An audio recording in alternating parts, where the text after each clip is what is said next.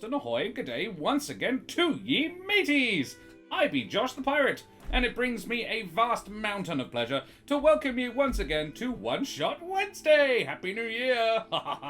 Above and around and here and there around me we have me hearty crew. The dynamic Dan Swelto, the dashing Matt Randal, the delightful Rachel Fukar, and the daring Maddy Mullins. Guys, who the absolute heck are you all? Rachel, who the heck are you? Hello, my name is Rachel Fukar. I'm a writer, actor, and creative trash at large. You can find me on Twitter and Instagram at Rachel Fukar. And today I will be playing Beak, the Aarakocra fighter. Yes. Thank you. Yes, we do need to know who everybody is. That would be good. So yes, Dan, tell me who the heck you are. That's me. Hi, I'm Dan in the meat space, D-Reb in the cyberspace. You can't find me anywhere. And today I'm just, I lurk and support my friends in the shadows. Sinister compassion. Playing a human rogue. That's excellent. Sinister compassion. That sums Dan up in a nutshell. Alrighty. Yes, Dan is that. Maddy, who the heck are you? I am Maddy Mullins. I'm a writer and actor and stream noob. And today I'm Daphine, a moon elf wild mage. And Matt, who the heck are you? Well, I'm Matt Randal. I'm an actor, director, drama teacher. Certainly hope none of my students are watching.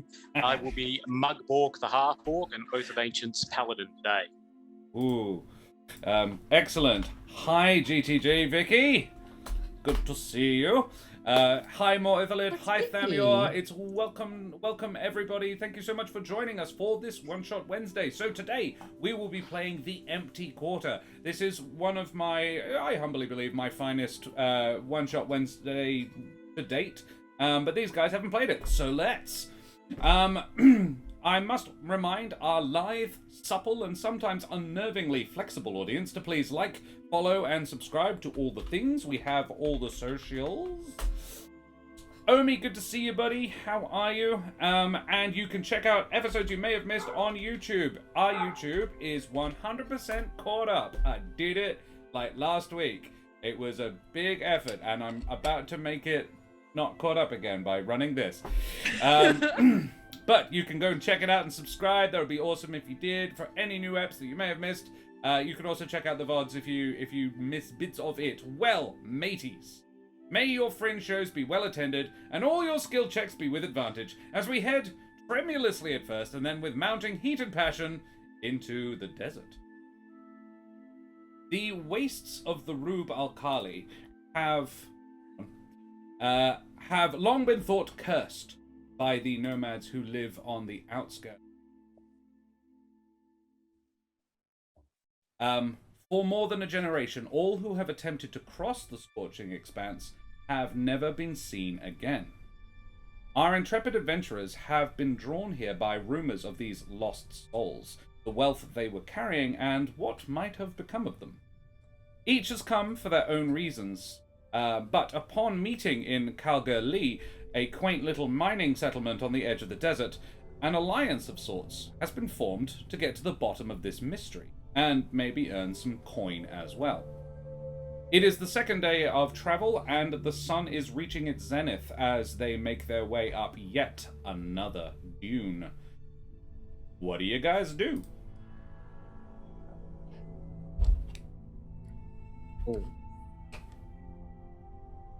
Is anyone else getting sick of all this sand?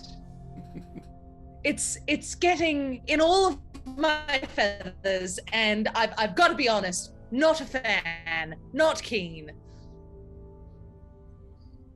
I don't mind the sand. The sand doesn't hit you back with an axe. It burns a little, and it gets everywhere. But at least it's predictable. Fair. That's been very predictable, though. Too predictable, you could say. How long did everyone wander in the desert before they found whatever mysteriously killed them. Surely we should be coming across something soon. Before now? Isn't this taking a long time? Come on. Well, I would say that over this next June would probably be our destination, but the last time I said it, I got an angry look by the bird fighter over there. You've said it 6 times now. It's getting a little repetitive. And on the 8th and the 9th time, it may well still be true. On top of one of these dunes will be our destination. What if it's not on the top of a dune? What if it's at the bottom? Then we go down the dune. Yeah, Mugborg, I think. Down bit's the easier bit. Mugborg, I think it would be appropriate for you to reach the top of said dune and make a perception check. March on. The rest of you can also make a perception check if you like. Yes. Mugborg, Mugborg, being very 20. perceptive, rolls a 20. Very nice. Mugborg, I'm going to say, as you are having this argument, Beak, an 18, Davine, an 11, we're all better than the ones you did as the practice rolls. Everybody else is trying. Very well. And whatever. Mugborg, appearing from the desert heat like a mirage, a castle wavers into existence. Its spires and minarets are tall and elegant, and its walls are high and its gate is closed. It is no more than 500 feet away, and that you could get so close without seeing it is a little unsettling. But very importantly for the argument, does it appear to be on the top or the bottom of the dune? it is actually beyond the next dune, in fairness, but you can see it now. Oh, okay. I have a prediction to make. I think it's going to be beyond the next dune. That's not a prediction. I will not take your bet on that, but it's still good news.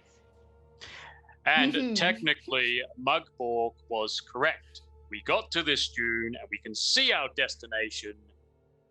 No angry looks from you. Okay, Mugborg. Whatever you say. Presumably, you go towards this castle that is theoretically what you've been looking for. Well, I didn't come all this way to walk the other way. That's true. Every step you take closer reveals more damage to the walls that before looked impenetrable. Like, from 500 feet distance, well, from 600 feet distance, it looked like it wasn't there at all. But 500 feet distance, it looked complete and intact and undefeatable. Indefatigable? That's the one. But the closer you get, the more apparent it becomes that it has very much been defeated. The spires are broken, the minarets torn down, huge rents have been torn in the place, and the gate is badly burnt. It's as you get closer, bits of it seem to waver out, like the mirage is updating itself. Oh, that's trippy. Like, I there go was a back tall and forth. tower, and now that tall tower is cracked and broken. I am very fast. No comments so in chat about frogs. I will be so angry. I'm holding myself back. The amount of willpower Josh is requiring. Fucking, yeah. How far away are we now? I'll say 400 feet. You are probably reaching the bottom of the dune before the dune that is in front of it. When we get close enough, I want to poke it with my mage hand. Before anyone's actually close enough to actually touch it. You have to get fairly close to poke it with mage hand, don't you? It's a 30 feet thing? Yeah. Alrighty.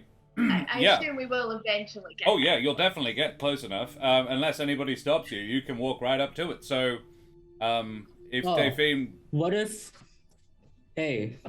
I just, like, throw a rock at it or something? With a sling? Maybe a gentler touch at first, then you can go right in with your rock.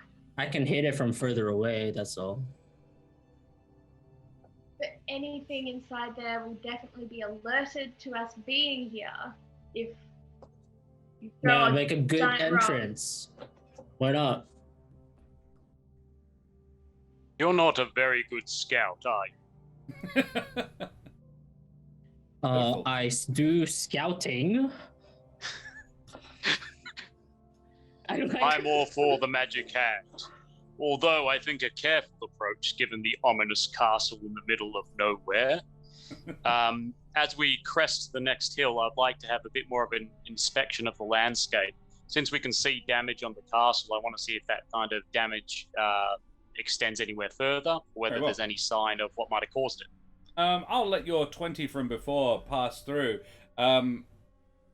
because there ain't nothing to see.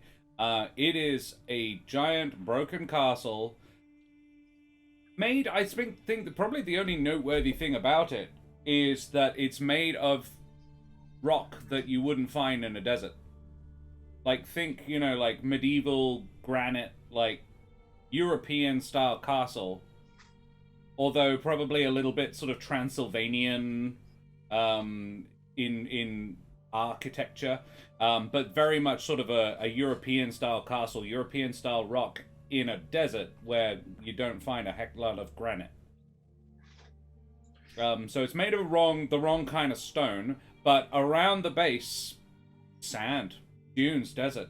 It looks like, well, the thing is, you've been in a desert for 2 days, you know enough about deserts and the way they move that there could have been a pitched battle a week ago here and you wouldn't find very much notice of it.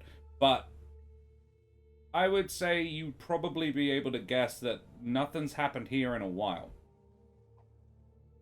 Certainly doesn't look like anything's happened here. Is there any, the closer we get, is there any, debris that we encounter before we get to the castle? Not much beyond sort of 50 feet away from it. Nothing that looks like it might have anything other than fallen off the outer walls as something big hit it. Okay. I don't, go out of my way to get stuff, but if I could, I would get, rocks. What debris there is big. Sort of masonry, sort of big chunks of rock. There is rents in the wall easily large enough to walk an elephant through. Cool. The inside is pretty dark and hard to make out much from the outside. You're in very bright sunlight, so any shade is fairly dark. But you'd be welcome to make a new insight check to look into it, or look around, or if you have anything specific you wish to look for. Insight? Did you say? Investigation or perception, whichever you favor. Or perception. Let's go. +6. 16. Sure. What are you looking for specifically? Inside? Sort of trying to peer? Mm-hmm. Okay. Yeah, you can see... Do actual scouting and prove, Pop's wrong that I'm actually a good scout. You probably edge a little closer to the walls. Still not within mage hand distance, but you'd be able to sort of squint in through. It looks for all the world inside as you would expect an abandoned castle in the middle of the desert to look. It is sort of a fortress town. Inside you can see ruined buildings, possibly a small market square that hasn't been used in years. Okay. Daphine, I'll say you get close enough to reach out and touch it with a mage hand. I'm not sure how much sort of feedback you get through a mage hand, though. But yeah, the mage hand can definitely touch it. You can press the mage hand against it. You are muted. It's solid as regular rock ought to be. Yep. And not lighter. If you try and pick up a small piece of it, the mage hand cannot. Appropriately heavy. And this is my first time in the desert. We'd be able to tell the difference between... Is quicksand in deserts? Is the difference between quicksand and regular sand? I mean, there probably is quicksand in deserts. And no, I think it's pretty difficult to tell, actually. I think it's hard to I tell. feel like that's sort of the point, but I feel like quicksand is flat. I think by its very nature, it sort of flows downwards, so it's like water. It's flat. So not a dune, but like, for example, inside a strange castle. Maybe. It's something that could. So I think we should all tread kind of carefully going in here, but it feels solid and real. So. Great idea. Surely we have to walk in? There's like a market thing inside. Yeah, I definitely saw that, and I did scouting. Thank you for not throwing a large rock. Yeah, can I get a physical description of Ottle? Ottle is like perpetually slouched, like mid-20s dude, like late 20s, sorry. He's got like scruffy but like modelly long hair that's like just trying to cover the eyeballs. Like, again, like how can he see shit with like the hair like in front of his face? The rest is like tied to a ponytail, but you have no idea why he doesn't have just all of his hair back.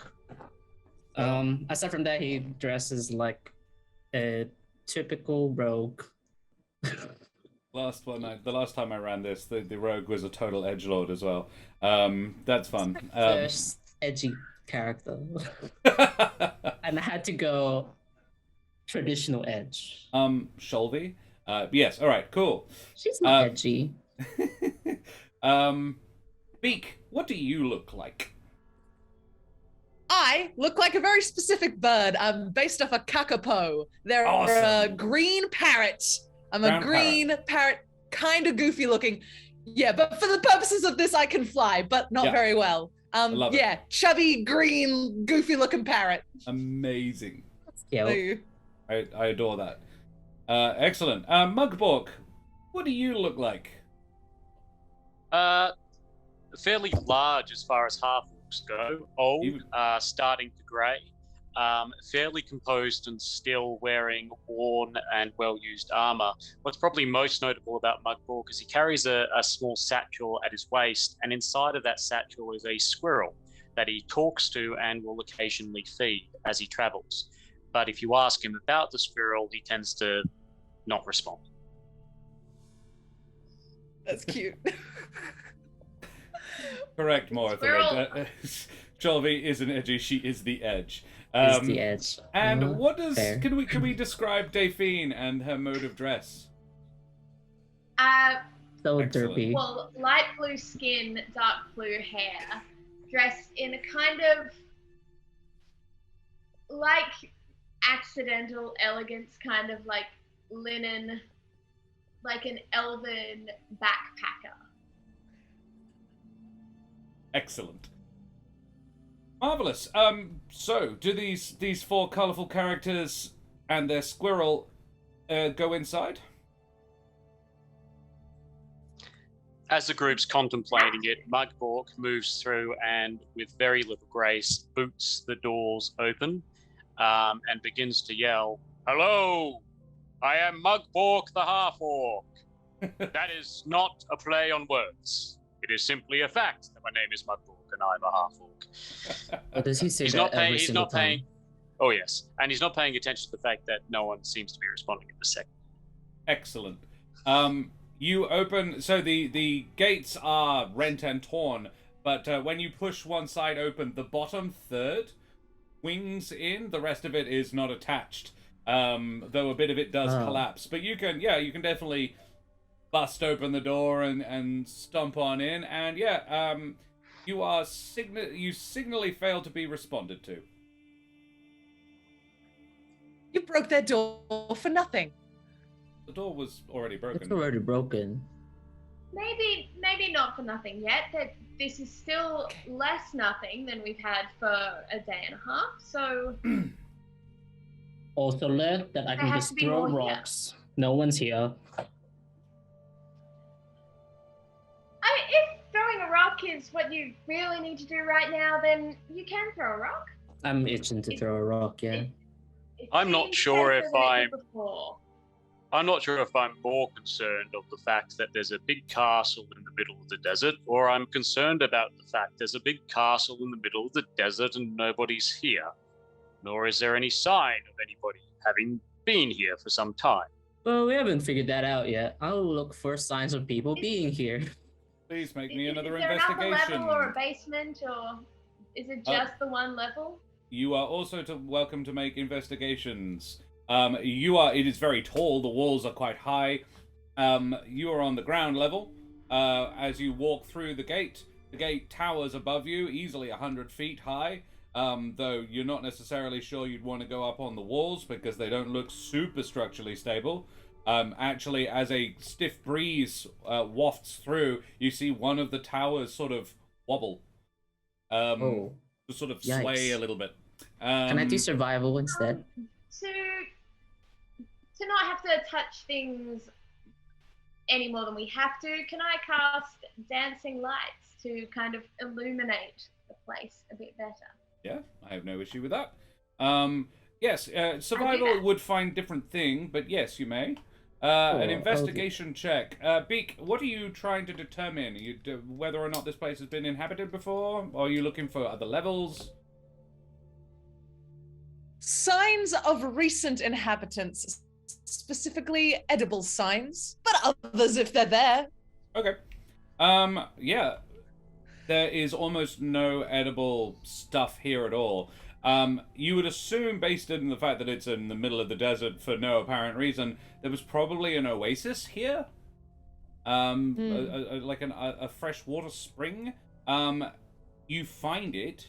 I'm going to imagine that you have taken off and had a quick swoop around. Ungainly flight through the narrow, windy streets of this fortress town.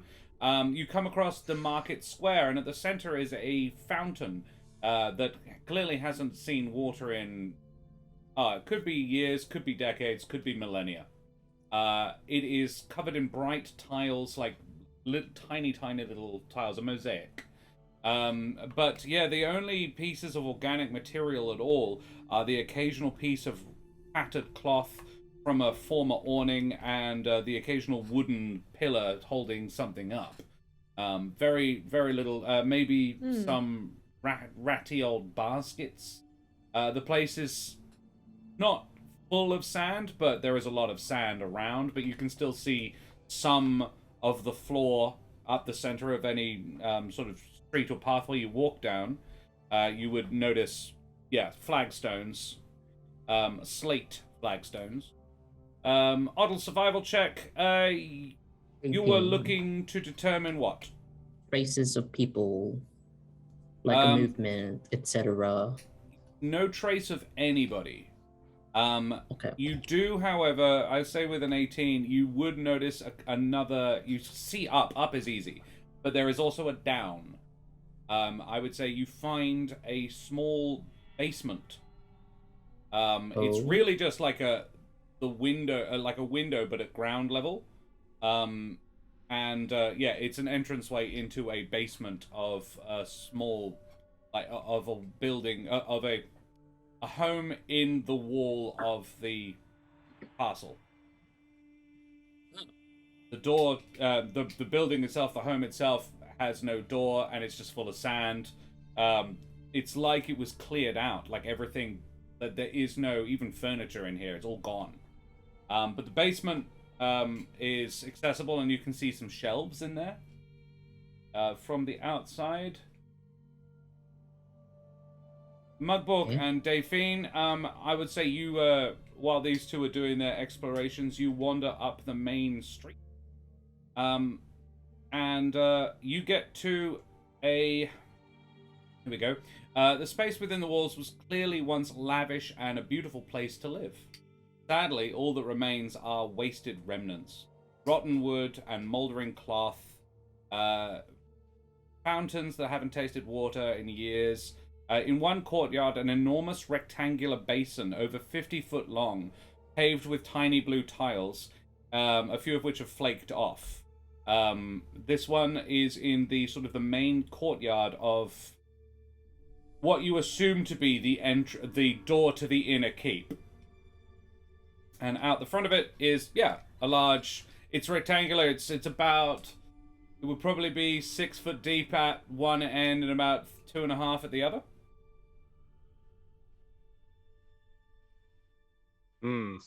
Looks like there was once a lot of water in this place and it dried up. That would have been bad for anyone here at the time. Wonder if it was slow or whether it had happened quick. I assumed the people went first and then the water. Do you think they took the water with them? Well, as much as they could carry, and then anything left over dehydrated.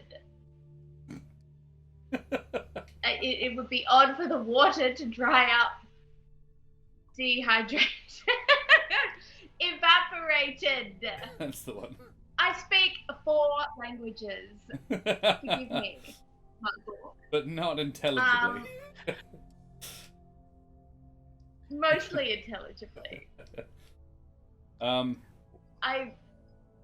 As you investigate the mystery of the missing water, you find a shed next to this rectangular basin.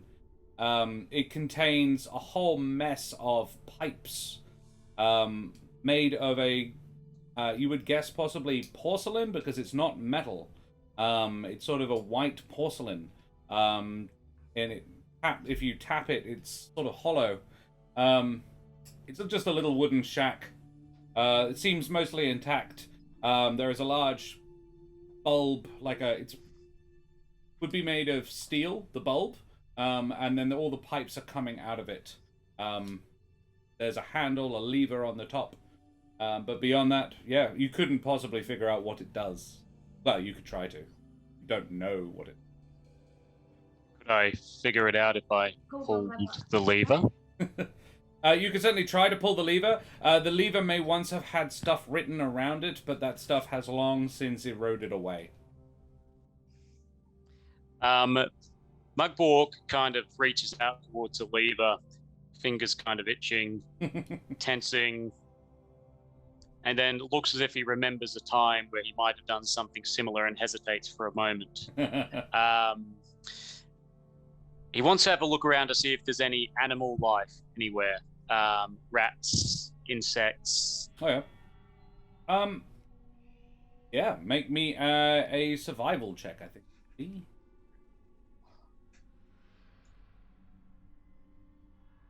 Woohoo! 20. Nice. You inside this shed, you find only an interesting pole that you realize after a bit of experimenting, it's 5 foot long, but if you press 2 of the buttons at one of the ends, it becomes 10 foot long. Doesn't appear to be magical, it's just a neat trick. There are also several shields, but they are made of a spongy material. Probably wouldn't be very good defensive at all. Beyond that, in the sky outside, you see a lone hawk, sort of riding the thermals, but very high up. But I on would the like ground, nothing. How many feet away would you say that hawk was? Oh, I'd say probably at least 500 feet up. Yeah. Probably not within yelling distance. He's doing the riding the thermals, maintaining scanning the horizon, looking for food. But this is a desert eagle hawk sort of situation. Yeah, higher is better. Okay. I turn to Daphine and say, shall we test what this does? We have to. Sure. And without hesitating Lever further, in the Mugborg has used his itchy fingers and grabbed the lever and pulled as hard as he could. So he just needed an okay. Yep. The lever has clearly got 4 positions that it can be in a sort of crosshatch situation. It is currently down, and you can sort of lift it, spin it, and place it in any of the other positions. So you can lift it and spin it up, left, or right. Which would you put it in? Up. You hear a sort of rumbling. It's not deep within the ground. It's in the steel canister that you're standing next to, that the lever is on top of. You hear this sort of clunking noise, this sort of chug chug chug chug chug chug chug. But it sounds like it's trying to pump something that's not there. Okay. I move it to the left.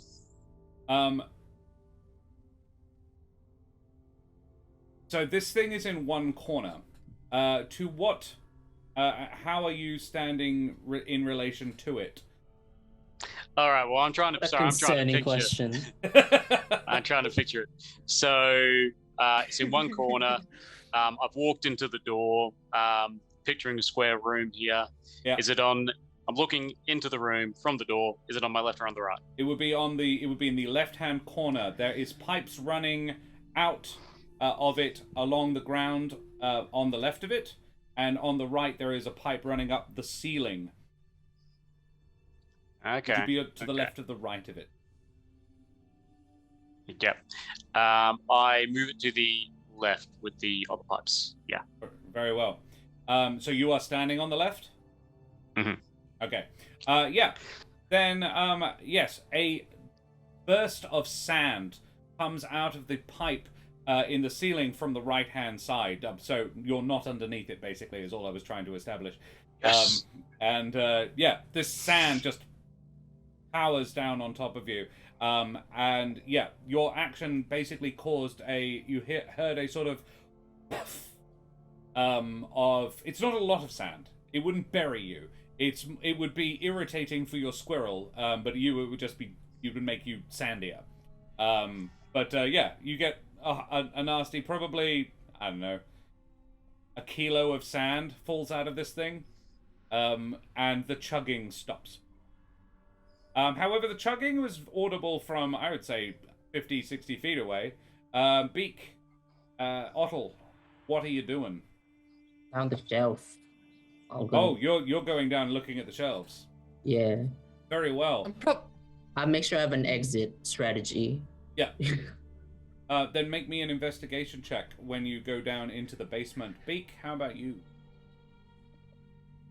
If I hear that sound, I'm probably gonna go check it out. Sure. You are in the main courtyard as well. Beak, can you make me an insight check, please? Ooh, I sure can. Ottle, how'd you do? I got a 17. Very nice. Ottle, Yeah. this is a diffuse storeroom. Oh, good. Oof. That's good. So, Ottle, in this storeroom, you find a few things of note on the moldering shelves. These appear to have been protected from the elements a little bit in the time here. This you probably get from your investigation. This feels like a Doomsday Prepper's basement, but the Doomsday Prepper left a long time ago, and most of it's gone bad. So there's an awful lot of like dried produce that is now gone because of how old it is, and tinned and canned. There's several empty jars. Like there's probably in one corner there's about 70, 80 like clay jars that all were stoppered up with wax, but every single one, the wax has been chewed away or just taken off completely. You would guess probably they were full of water, and it's not anymore. However, there are a few things that you do find. You would find one item worth up to 25 gold that you happen to be looking for. If you would be looking for any item worth 25 gold, I'll let you just pick one thing from the player's handbook if you would like one. You also find a book that tells the story of a legendary hero's rise and fall. It is called the Legend of Sir Galahad. Why not? But the last chapter is missing. It appears to have been torn out. You also find a 1 kilo block of an unfamiliar metal with a slightly greenish hue, and it's perfectly square. and a crystal doorknob. Really big one. It's like, it's not a sort of a precious gem. It's quartz, but it's a massive chunk of quartz. It would be it's uncomfortably large for a medium-sized person to turn this doorknob with one hand, but it's clearly a doorknob. Okay. Well, I love looting, so I take it all. I stack them on top of my book. As I look for this mysterious question mark 25 gold pieces worth of something. And I walk back to everyone else. Just Very like, well. Get back to me on that 25 pieces thing if you want. I will. What did I... Hang on, there was a thing.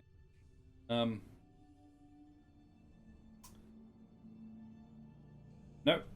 Can't remember. Rolled a terrible insight check. Is what happened. Right. That's right. Absolutely abysmal. You do not insight anything. However, you do get to this main courtyard.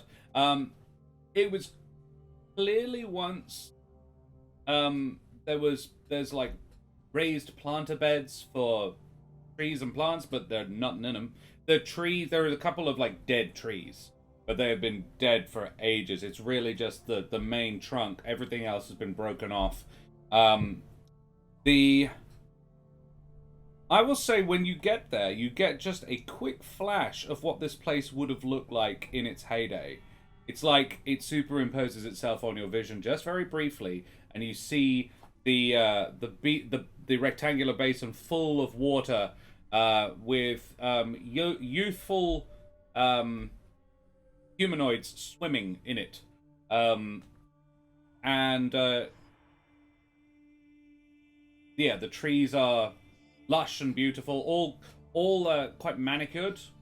Sort of, one of them is crafted into the shape of a stork, with the trunk being its legs, and then it becomes an elegant stork-like figure. Beautiful flower beds in rich colors, and it's cool as well. You get a very quick wash of, oh, that's lovely, and then it go back to the desert heat, and the vision fades. Mugbook, Davine, you've managed to... There's a lot of dust. It's not chunking anymore. Well, we found some more sand. I can't say that's not disappointing. He says as digging himself out of the little pile, just wiping off the sand that kind of landed on him. Well, it was highly unlikely we'd find any water here. Well, is this what this was for? Moving water? I assumed so. I wonder where it's moving it from. A spring? An underground cavern? The pipes that lead down to the left do go into the ground. That's probably a good guess, but this all looks very long abandoned. It can't have been here for a long time. Well, is there nothing if we've got a castle built here, the water was going to have been very important. So I think if we can find where the water was coming from, we might find some good things. I say we tell the others what we found. Yes, see if they've found anything as well. Sure. As you walk out, you find Beak, probably going, "The fuck was that?"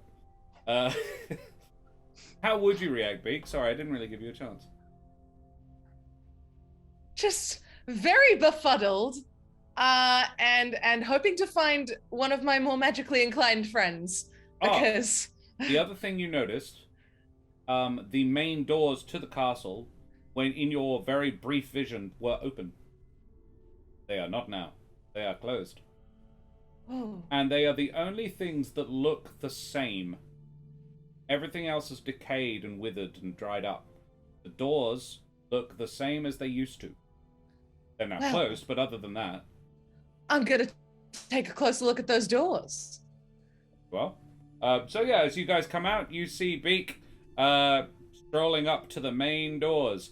Delphine and Mugbork, can you make me insight checks, please? Beak, you get to the front door. I'm not going to make you roll for it because it's fairly obvious. It is missing the doorknob. However, there is a knocker. The knocker is about 12 foot up the door, and it's clearly designed for a hand much larger than even Mugbork's. Did the people that I saw in my quick vision look like they were the right scale to use this door? Yes. Sorry, no, they look like your size. Huh. Bizarre. I'm going to turn around to my companions and say, friends, I saw something for a moment. I think it was magic. Delphine. What did you see? Delphine, as she says that, you get the feeling of being watched. Oh. Can I... Just the shiver up your spine, you know. That sort of instinct. Oh, there's someone watching me. It's perception isn't active, is it? But can I look around for something? I take your passive perception into consideration at all times, so your passive perception is not enough to have noticed anything, but as you actively look around, yeah, make me a perception check to see what you can see.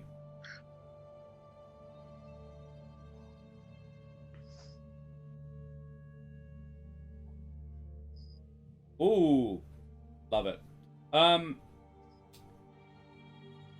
This isn't really a percepty thing, but you feel like the door is where this perception, this being watching you. If there's someone watching you, you feel like the door might be where it's coming from. However, you do notice that Ottle is clambering out of a basement window, dusting himself off with a stack of cool shit.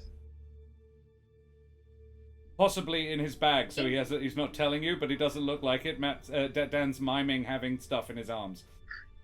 I am miming stuff in my arms, because boy, that's a kilo block. Yeah. It's probably not super big, because it's a kilo of metal, so it's probably about the size of a Tupperware container. Like yay big. Oh, it's dense. Okay, yeah, never mind. Heavy. It's in the bag. Yeah. I have the book because reading out and the hourglass because I think it's cute and maybe I'll show Beak. So you, which is a 25 gold pieces one. The hourglass. Okay, cool. Love it. What about the crystal thing? It's in the bag. Excellent. That seems valuable. Yeah. Wait, isn't it big? Because it's like, or it's pretty chunky. Again, it's probably about the same size actually as the block of metal. Oh, then yeah, it's in the bag. Yeah. I just have the bag as if there's like extra stuff in it, but it's in there. Yeah. I'm like, cool. Found stuff, whatever. It's this book and. Ooh. This hourglass thing, it's shiny and cute. And other shiny shit that I don't know, you probably don't need to know about. Open the bag. People left things. Open the bag. Fine. I show my loot. Shiny. Ooh. The metal is sort of the same color as Beak's feathers. Sort of this metallic, greeny, coppery luster. Like you, but heavy. Where did you find it? Oh, there's like a... Oh. I don't know why I was surprised. It's metal. I found it there, and I point towards the basement window. There's just like some dude's like basement. They have like shit prepared for like it's like a storeroom. Well, they Monkborg don't need picks it. up the book and starts to have a quick skim read for any reference to where we currently are, seeing if it's got any correlation whatsoever. Munkborg, you actually know this story. Ooh. This Gawain was a paladin, quite a famous one. And yeah, you know of the story. He fought giants.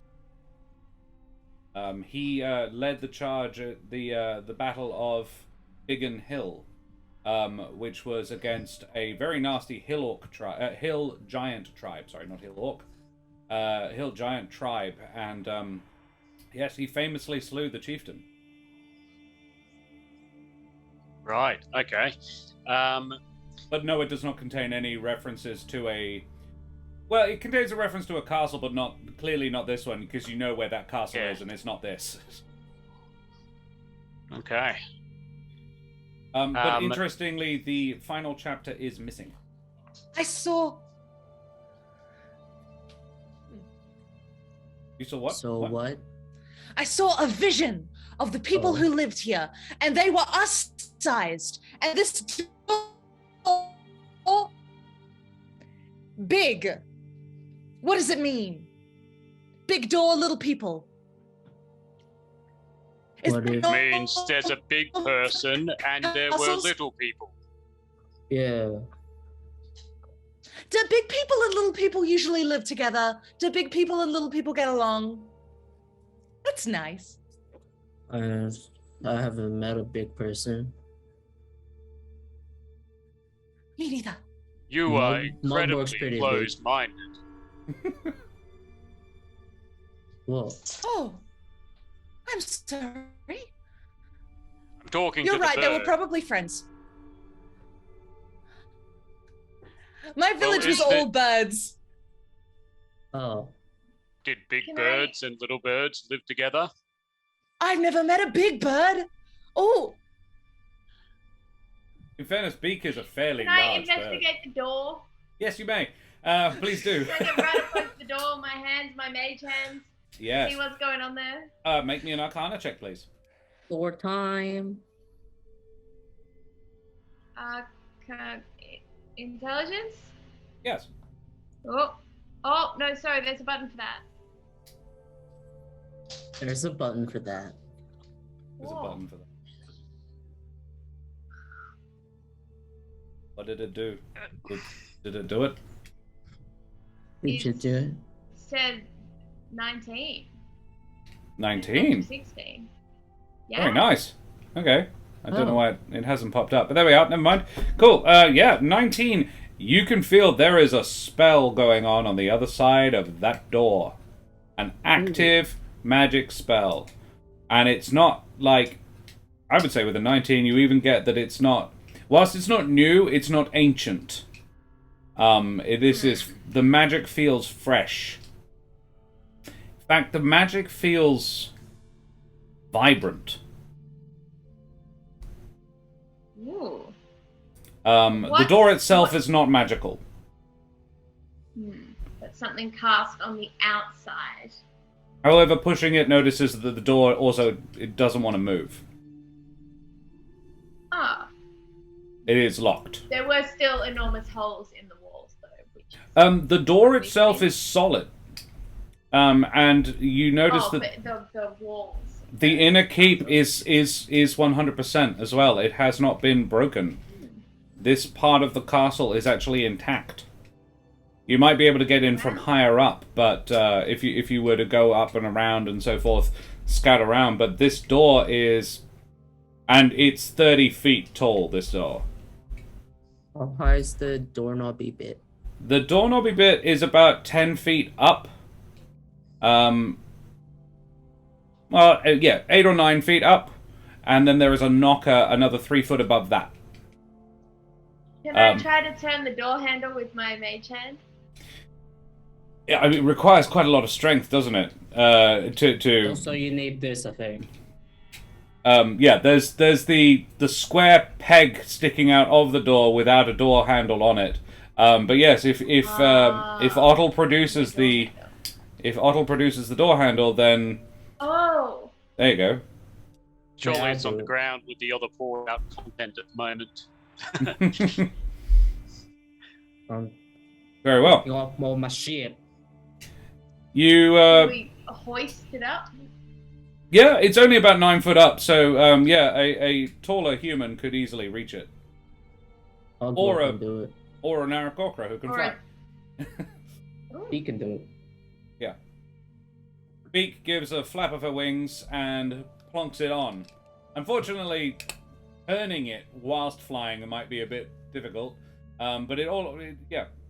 I'm not going to impose any difficulty between you. I think Mugbork is probably tall enough and strong enough to turn the door handle if he so chooses.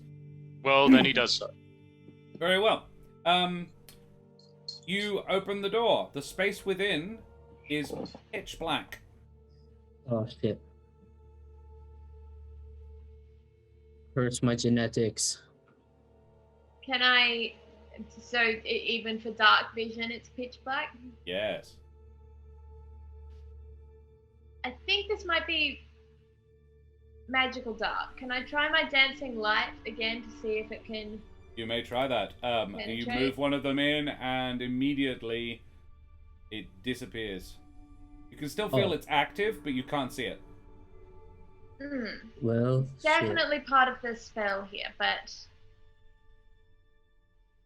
I'm gonna pluck out one of my feathers and like dip it into the darkness and then bring it back and see if it's damaged. It disappears, but it is as in it disappears as you put it in, and then it pull it back out. But it is not damaged at all. Doesn't appear to be. Okay. good idea. Thank you. What if it's some fucking maze? Whatever. Was there anything else in that bag that would illuminate this? We've used the doorknob. What's that Well, metal like- pipe do? This thing, the beak metal. Does it have a button? Can we set it on fire? Give me a glow. No, not all the things you found are quest items. Look, maybe how about this book? We'll throw the book in, or this hourglass. You can do one of them. What do you fancy? The hourglass or the Throw a book? rock in there. Ooh, a rock. I think this might be rock throwing time. I throw a rock in You there. have a green light to throw the rock. Otto, yeah. I use a sling to yeet the rock. Okay, wow. All right, so can you make an attack roll? Yeah, I'm not sharpshooting Best anything, attack. so I guess I just yeet it into the abyss. Yep. Oh my god, I hit the abyss Oh, with no. 23. Oh no. Okay. Can you roll me damage, please? Is it sneak attack? From the Probably. outside. Let's be honest. Whoever and whatever you're doing this to cannot see you.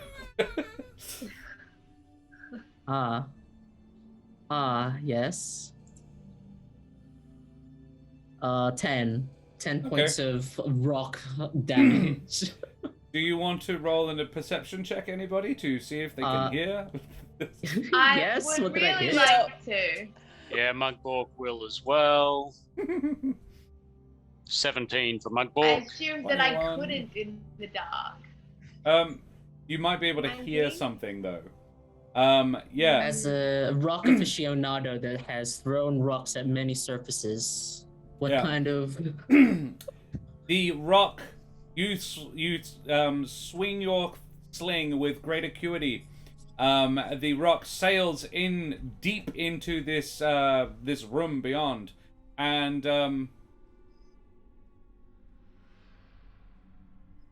the 21 you you don't hear anything, but after about 5 seconds, the rock comes out again and sails past your head, Otto. With similar momentum to what it was thrown. Probably in. not as much. Probably the amount of momentum it would have had it been thrown by hand by somebody of reasonable strength. Okay. Oh, we're playing that game, are we? Alright, I'll go pick up the rock again. Mugborg grabs Otto's hand before he has the chance to do so, and yells into the darkness, "I am Mugborg the half-orc," and pauses for a second. Mugborg, that is not a play on words. It is simply a fact that my name is Mugborg, and I am a half-orc. In fact, the half in the half-orc comes from my father, a particularly handsome... Never mind. Who resides in this castle? Is anyone in there? Mugborg, you notice that there is a small amount of blood on the rock that you have prevented Otto from throwing back in. Let me get it. Let me get it. Come now, little one, he says, scrunching Otto's hair. As it still... We do not wish to harm you, resident of the dark. Mugborg, make me a persuasion check. Sorry for throwing a fucking rock at your face. Yeah. I can't believe this is the one I committed. There it is. Throw There a it rock is. at a wall, but we can throw it at things to bleed. 18, and I hope that the puppy, it definitely helps. Yeah. Mugborg, you see an arm appear from the dark. It's just an arm floats out and beckons. The arm is, you would guess a human or an elf, that sort of neck of the woods, from skin tone and arm size. Maybe an elf because it's hard to figure gender from it. But it is dressed in, it's got like a really, word I'm looking. It's a really big puffy sleeve on it, so sort of a pirate sleeve sort of thing. And the finger it gestures with has a couple of very ornate rings on it, and then the arm withdraws. Or did you describe the arm? Is it like skinny? Hard to say because of the puffy sleeves, but the fingers were quite long and thin. Okay. Slender. Can we get a thumbs up that you do not want to harm us, as we do not want to harm you?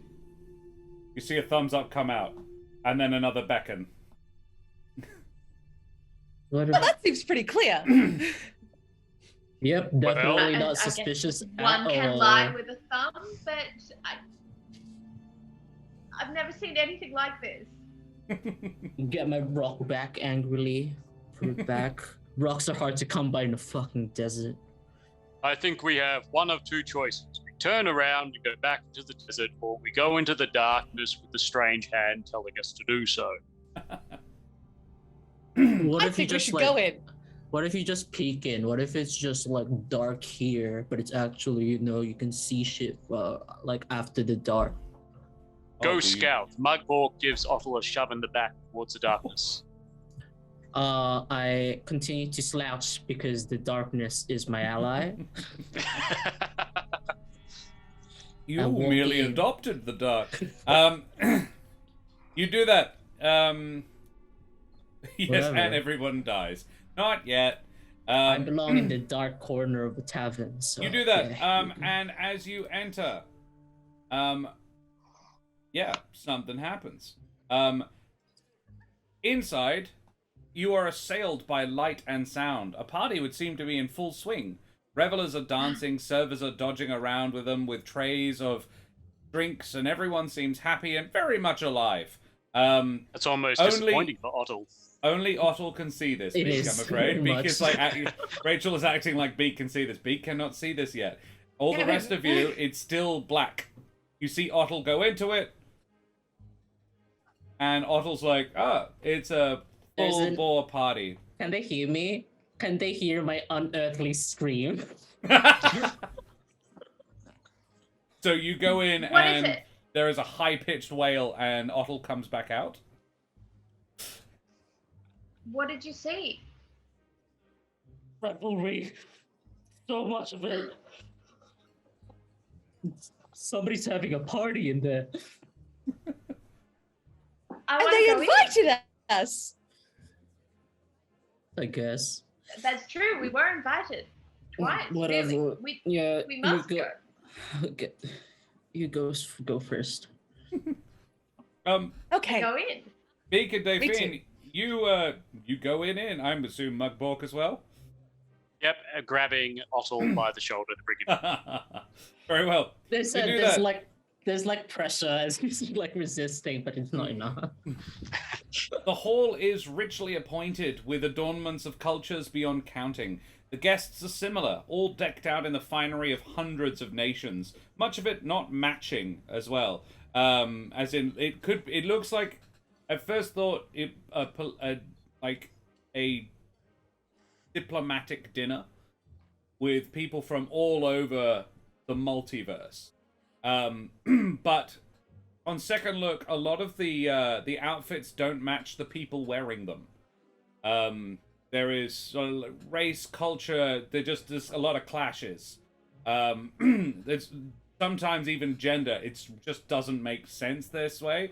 At the head of the hall is a handsome woman watching on with a benevolent smile. She's sitting in not a throne exactly. It's not big and fancy enough to be called a throne, but it's the only chair at the top of the hall. As you see her, she raises a glass. It's actually a silver goblet studded with rubies to you. And somehow her voice travels across the revelry. It's not so much that everybody stops talking, but there is a lull as you enter. Welcome, travelers. Welcome to Azash Kun. And there is a roar of approval from the guests. Smartly dressed servants in mismatched uniforms approach, offering food and drink. Others to take your cloaks. Beautiful people sweep in. You would guess the owner of the hand is standing fairly near the door. Yes, she is now, it's very clear to see, a gorgeous elven woman. A dark elf. With very pale skin.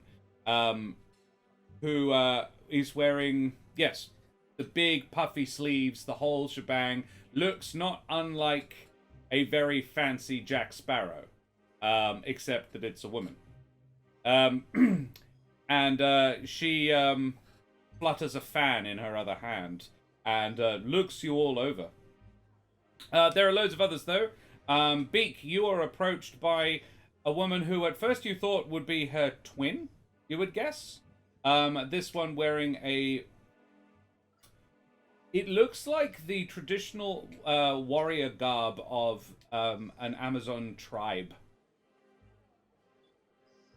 Sort of not a huge amount of it as well. It's really quite revealing. But you're a birdfolk, so this isn't that much of a thing for you. Yes, she curtsies to you and says, "Would you care to dance with me? I am Meriday." Meriday, my name's Beak. I'd love to dance with you.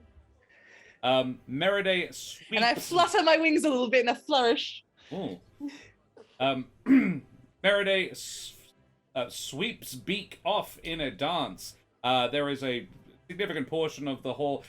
There isn't one place for dancing. Everyone's sort of, to get from one place to another, they appear to waltz. That is the way you travel around the room. In one corner there is I don't want to say an orchestra, but certainly a 5 or 6 piece quartet. But it's not a quartet if it's got 5 or 6 pieces, so a quintet? There you go. The other elven woman introduces herself as Tramele, and says, "Please, I apologize for my sister. She is very keen on the dance. Perhaps you would like something to drink?" Yes. Apologies for our rude introduction by way of that rock, but thank you for welcoming us into what event is this? This is the Eternal Party. The Eternal Party. What hell have I gotten myself into? How long have you been here? Mugbork leans into the others and just asks, "Are we dead?" No, you are very much alive, my friend. This is the eternal party of the heroes. The what? The heroes. Lady Seren The Shalas. eels? Heroes. And a Heroes. man with... There is a handsome human Heroes. man wearing a full Elizabethan-style ball gown with a nasty welt on his forehead. Who says... No. And he's like quite burly. He looks quite buff. And he's a good-looking guy, but a little grizzled, like handsome stubble.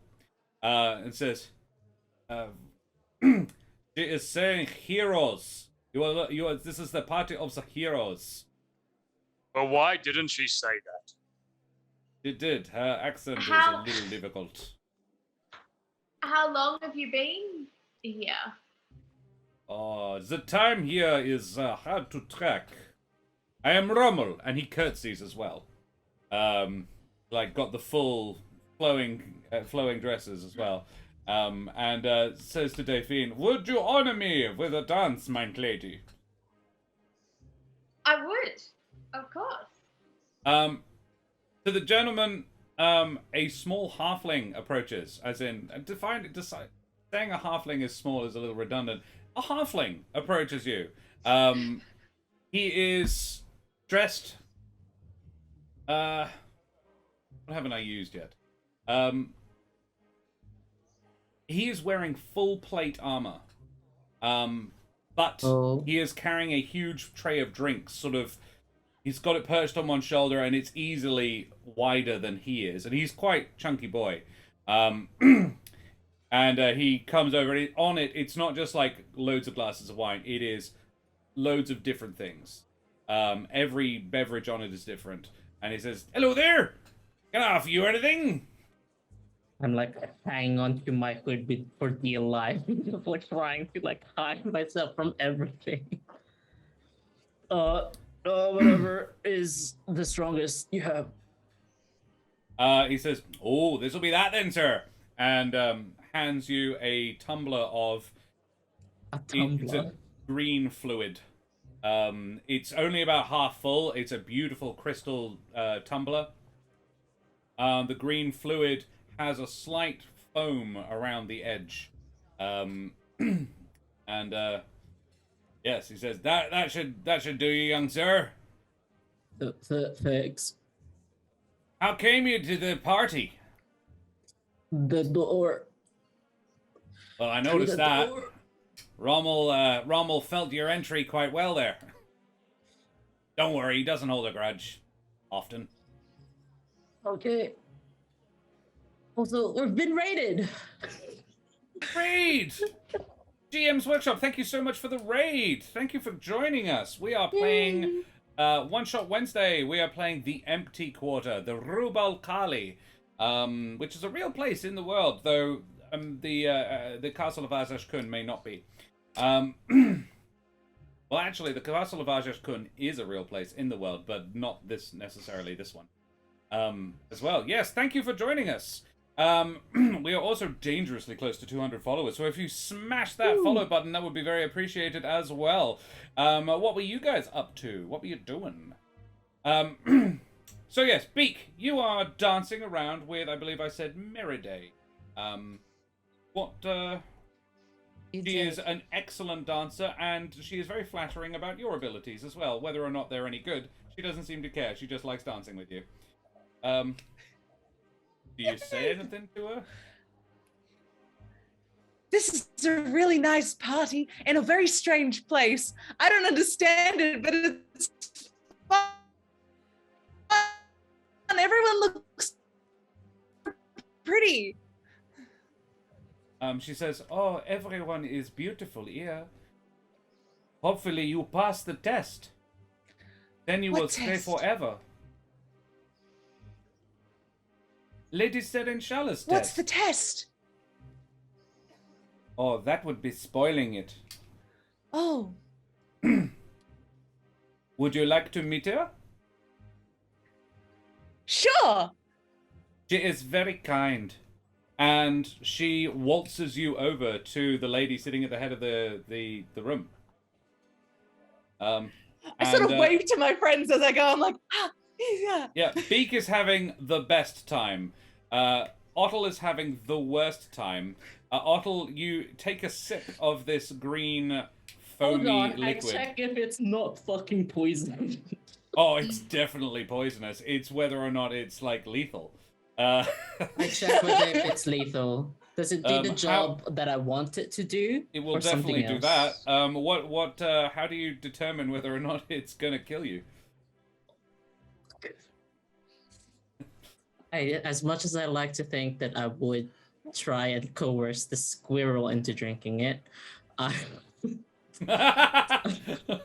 don't suggest that.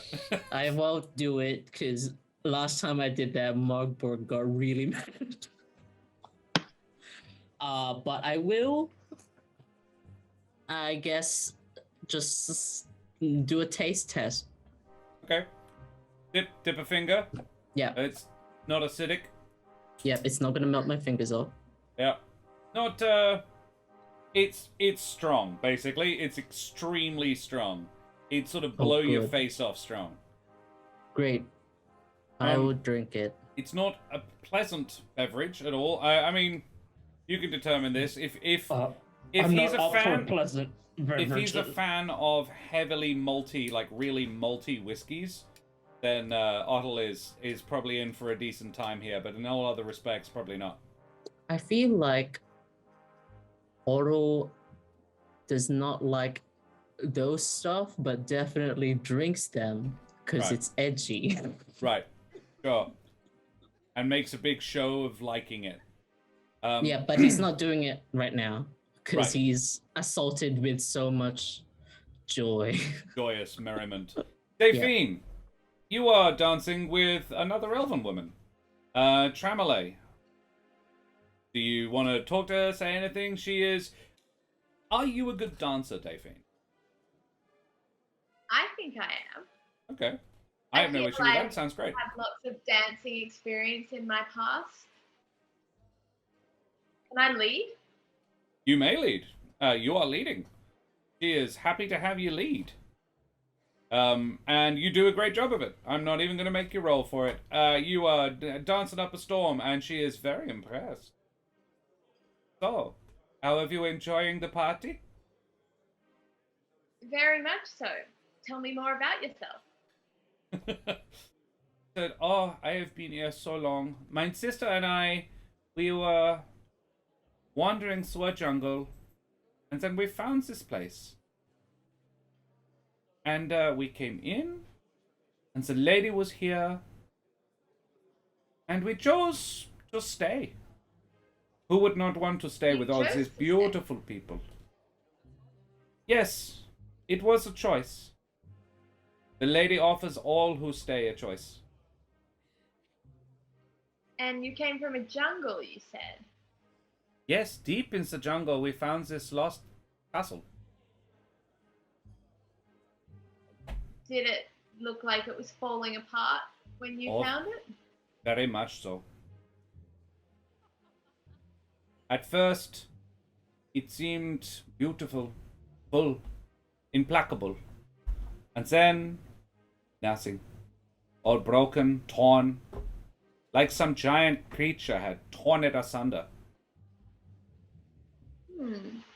Sounds familiar. Mugborg, what are you doing? How are you? You can see basically any sort of person you want to see. There is a lizard folk in a pompadour wig. There is a dragonborn lady leaning up against a wall, giving you a bit of an eye, actually. She's sort of looking you up and down. She is dressed in a, think Bond girl, slinky black dress. Sort of low cut, very revealing, gorgeous, very modern. But a dragonborn. Mugborg will look out first and foremost for any other orcs or half-orcs that he might have some kind of kindredness with. Yeah. Any at the party? Yeah, there is an orc you would guess from his getup, from his gear, he is a war chief at least. Sort of. Ooh, Mugborg approaches him. Big man. He is comfortably 3 feet taller even than Mugborg. And his tusks are inscribed with intricate filigree. And each one is probably 8 inches long. It's a big chap. Huge lower jaw. And he turns and says, "Ah, no meat, yes?" I am Mugborg the Half. That is Yeah. not a on words. What is your name? Though. I am Garrett, chief of Ogblock clan. You're not a chief without a clan. Where is your clan? Clan gone. I stay, last remnant. Why do you stay in this place? I worthy. So stay. Worthy? How did you prove yourself worthy? She will show. She always show. Why do you hide it? It not mine to tell. Respect. Do all who stay have to prove themselves to her, pointing at the woman? No. All who stay have not proved self. Those who stay, who do prove self, can stay. But if you prove self, you can leave. Fail to prove self, you can't leave. And you proved yourself, and you stay? I prove self. Tribe not prove. And he does seem slightly saddened here. What happened to your tribe? They fail. Not worthy. Mugborg kind of repeats the question, furrowing his brow a little bit. What happened to your tribe? Not mine to tell, young one. Then you are no chieftain, says Mugborg, walking away. Ha ha ha ha! You see.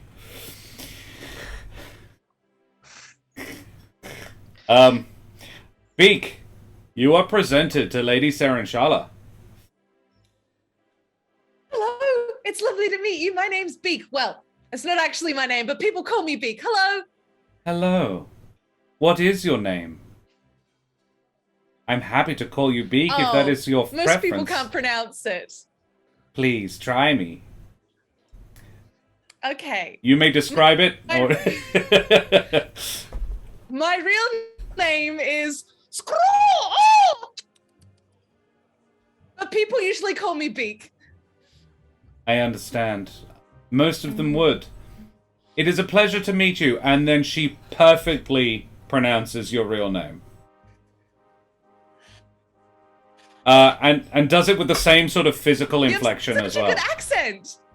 Thank you. It's really good. Do you like my It's part home? of the language. Yeah. Do you like my It's home? so pretty.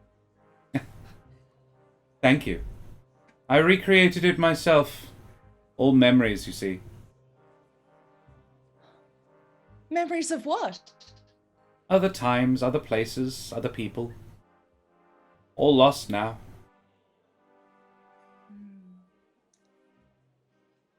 Hopefully you will stay, yes? Well, hopefully you will leave, but hopefully you will choose to stay if not. Well, I don't know. I'm having fun right now. Excellent. I'm supposed to be looking for a new home. Ah. Well, if you choose it, this could be it. I will not keep you against your will. Oh, that's good.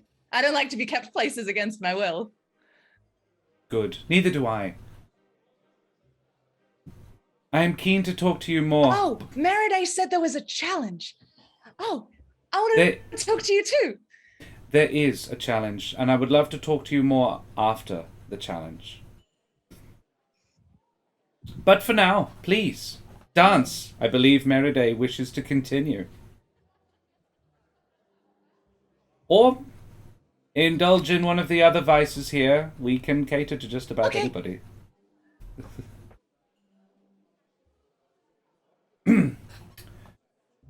Alrighty. I would really like berries. Are there any berries? I believe so.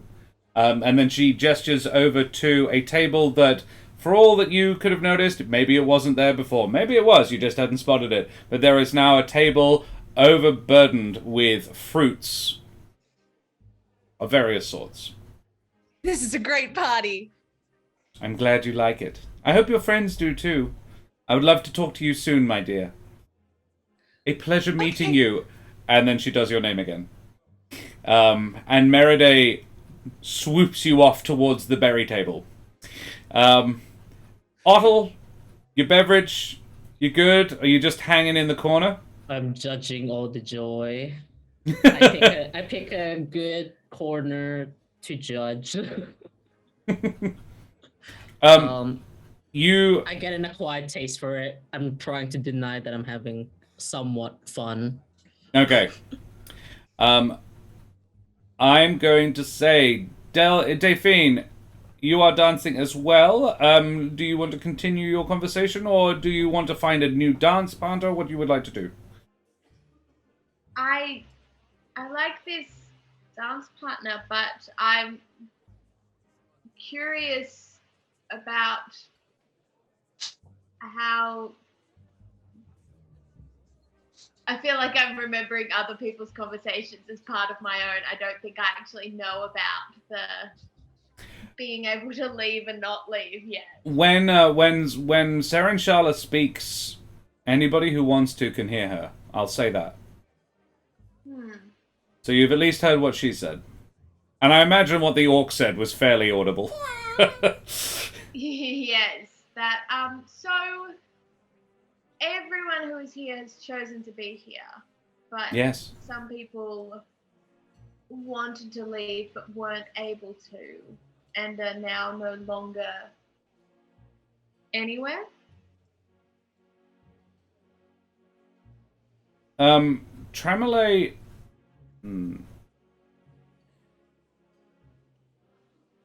She says,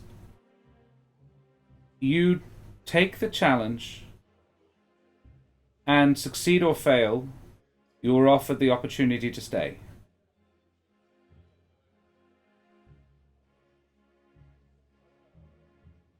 But if you fail and you choose to leave, you may never... Seren Shala can protect you while you're in these walls, but if you fail the challenge and leave... There are other things outside. Seren Shala is not the danger. Oh, Seren Shala is no danger to anyone. She is kind. So kind. I think a little lonely. Delphine, can you make me a dexterity save, please? And Beak, yeah. I'll need one from Beak and Mugborg. I'll need one from you as well, please. Oh. I rolled a 1. That's a 5. Oh dear. 10. 5, 4, and 10. Not ideal. You are all going to take. Who have we got in chat? Dancing damage. Yeah. Reveljax, if you're in chat, can you roll me 1d6 damage, please? So exclamation mark roll space 6 in chat. If Reveljax isn't there, I'll happily take it from anybody who's watching. First one that comes up, and if I get more than one, I'll spread them between you. So yeah, it's almost impossible. It's impossible to tell where these stabs are coming from. But yeah, something slashes across you. More Ithalid, thank you very much. 6 points of piercing damage to all three of you. Thank you very much, more Ithalid. Yeah, not ideal. However, my drink. yeah, Otto is crouched in a corner, so it's almost impossible for anyone to stab him in the back. Yeah, as you waltz through this press of people, yeah, you get stabbed a little bit. Level 3 characters, Thamio, they are. So yeah, a single 6 isn't going to kill any of them, but it's unpleasant. Yeah, you just got stabbed. What do you do? Mugborg pulls out his maul and immediately kind of clears some space around him, looking threateningly at anyone nearby. The music comes to a sort of an abrupt halt, and Shala smiles calmly. Beak, what do you do, Delphine? I stop dancing and kind of look faintly accusingly at Tremolay. She says, "Oh, I am sorry. Challenge begins." And she steps back. "I wish you luck, Delphine." Hopefully see you later. I'd love that. Beak? How high is the ceiling of this room? 50 feet. Okay, yeah. I'm going up, and I'm looking for a perch so I can see what's going on from above. I forgot, actually, Delphine, you were dancing with Rommel, weren't you? I apologize. I did want to dance with Tremolay. Okay, well, Tremolay is the one you danced with then. Rommel offered, but Mugborg was too interested in talking to the orc. Rommel, however, was not offended. He glared at Otto and then wandered off. Yeah, 50 feet high. I glare back. I think it's how I say hello. I don't know. You told me to throw a rock. The hall is probably 100 foot wide, 100 foot wide, 120 feet long, 50 high. Okay. Well, I'm getting up somewhere so I can have a look. Is there somewhere I can sort of perch up high and look down? Yeah. The walls are covered in hangings and things like that, paintings, all loads of different styles. There is ornamental weaponry from hundreds of different cultures. There is sort of Renaissance-style paintings right next to something that looks right out of the Bear Tapestry. On other walls, there is, Viking-style axes crossed. There is a small balcony that attaches to a little staircase. So basically, it's if you want to get away from the party and go on up and make an announcement or something, you got the announcer's box you could probably swoop up to. You do that as you disengage from Meriday. Meriday says, "Goodbye, Beak. I hope I see you again." And they all sort of give you space, and then Shala smiles and says, "Guards." And the rest of the guests disappear. And in their places stand 5 guards in full plate armor with covered face helms, wielding halberds. Please roll me initiative. Oh my god. Hey Spina, hey Omi, good morning, good morning. Initiative. A 10, a 6, an 8, a 9. and a 9. Wow. Excellent. Okay. I was just vibing in the corner, being edgy. You were indeed doing that. No disagreement from me on that point. Alrighty. Guys, we've been going for an hour and a half. I think we might just take a short little breaklet. Thank you so much for hanging out with us this evening. What, Dan? What? You alright? No, nothing. Okay. I'm okay. Alrighty, we will have a little break, and we will be back in 5 minutes, tops 5 minutes. We'll just go and have a quick little breaklet. Guys, thank you so much for hanging out with us. We'll see you soon. Bye-bye. Bye.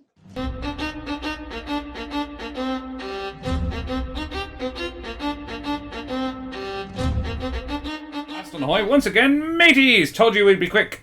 We are back for a little bit of combat. There are 5 humanoids in plate armor wielding halberds, and our friends all rolled real shit. However, the guards rolled a nat 1. So, you all get to go before them. They are in a rough circle around you. However, you are all fairly spread out. So, I will say there is at least one within 20 feet of each of you. However, there is probably 2 within 20 feet of Mugbork and Daphine. Beak, you have a good vantage point. However, there is a staircase up to where you are. And it's probably no more than a 25-foot staircase. So, wouldn't be a stretch for a guard to get up there to you. But, Mugbork, with your huge double-digit 10 on your initiative, you get to go first. Cool. So I've got 2 relatively close to me. Mm-hmm. All right. So they're about 30 feet apart, but they are both within 30 feet of you. Cool. Okay. In which case, I'm going to use my. Oh, hang on. So they're 30 feet apart from one another. Damn it. Okay. Well, look. I'm gonna do a classic Mugbork, and what that means, of course, is I'm going to look at the one closest to me. I'm going to use my bonus action to cast on myself Divine Favor. Ooh, yes. And then I'm going to run up to the closest guard, screaming "Mugbork" at the top of my voice and swing my maul at him as my action. Very well. You do that. Make me an attack action, please. 16. Ooh. Beats the AC. Yeah. Roll me that damage. 2d6 plus 3. Oof! Oof! Guard number 1 takes a good old smack from the... But an additional +2 from the Divine Favor. Ah. Mugbork, how do you do this? I lob his head off across the room. Wow. The head sort of shatters off the neck and, lands... In what direction are you wanting to yeet this head? Onto the feet of our host. Oh, yes. It sort of tumbles over to roll. It doesn't get to her feet, but it does sort of land there. And she's smiling, nibbling on a fingernail coquettishly as she watches that. Oh, bravo. Oh. She does not seem in any way put out by this decapitation of one of her guards. Cool. Now I moved 20 feet up to him. Yep. So I use my remaining 10 feet movement to move towards the nearest next guard. Very well. You do that. You're probably about 20 feet away from a guard. Next would be Ottle. It's me. Okay. Are all the gods like looking at like different bosses? Like, there is one that seems each to be god is paying focused attention at to different you. people. At this point, probably. And the arena is still like the banquet. There's chairs and tables and Very. It would seem there wasn't a huge amount of chairs around. It was mostly a standing-up banquet. But there were tables along the edge. They are still all there. Yes. Okay, I'm just gonna like go and walk and bonus action hide at a table. Yep. And then like yeet a rock from it. It's Very not well. gonna be the person that looked at me, because I assume they're just gonna be like, I mean, where else is he gonna go? It's just a fucking table. I'll attack something else. Very well, you do that. Given the sort of the layout of the room, it would be impossible to get more than 30 feet away from the person who's paying attention to you, but you can certainly shoot somebody else in the back. Yeah, that's okay. Here's Okay. my bonus action. We got Maddy back. Stealth. Maddy It's has 13. Australian internet. Ooh. Australian internet. And a very old laptop. Alrighty. So a 13. Oh, that was stealth. Oh, yeah, yes, okay. That was my stealth for Okay, the hide. I shall roll the...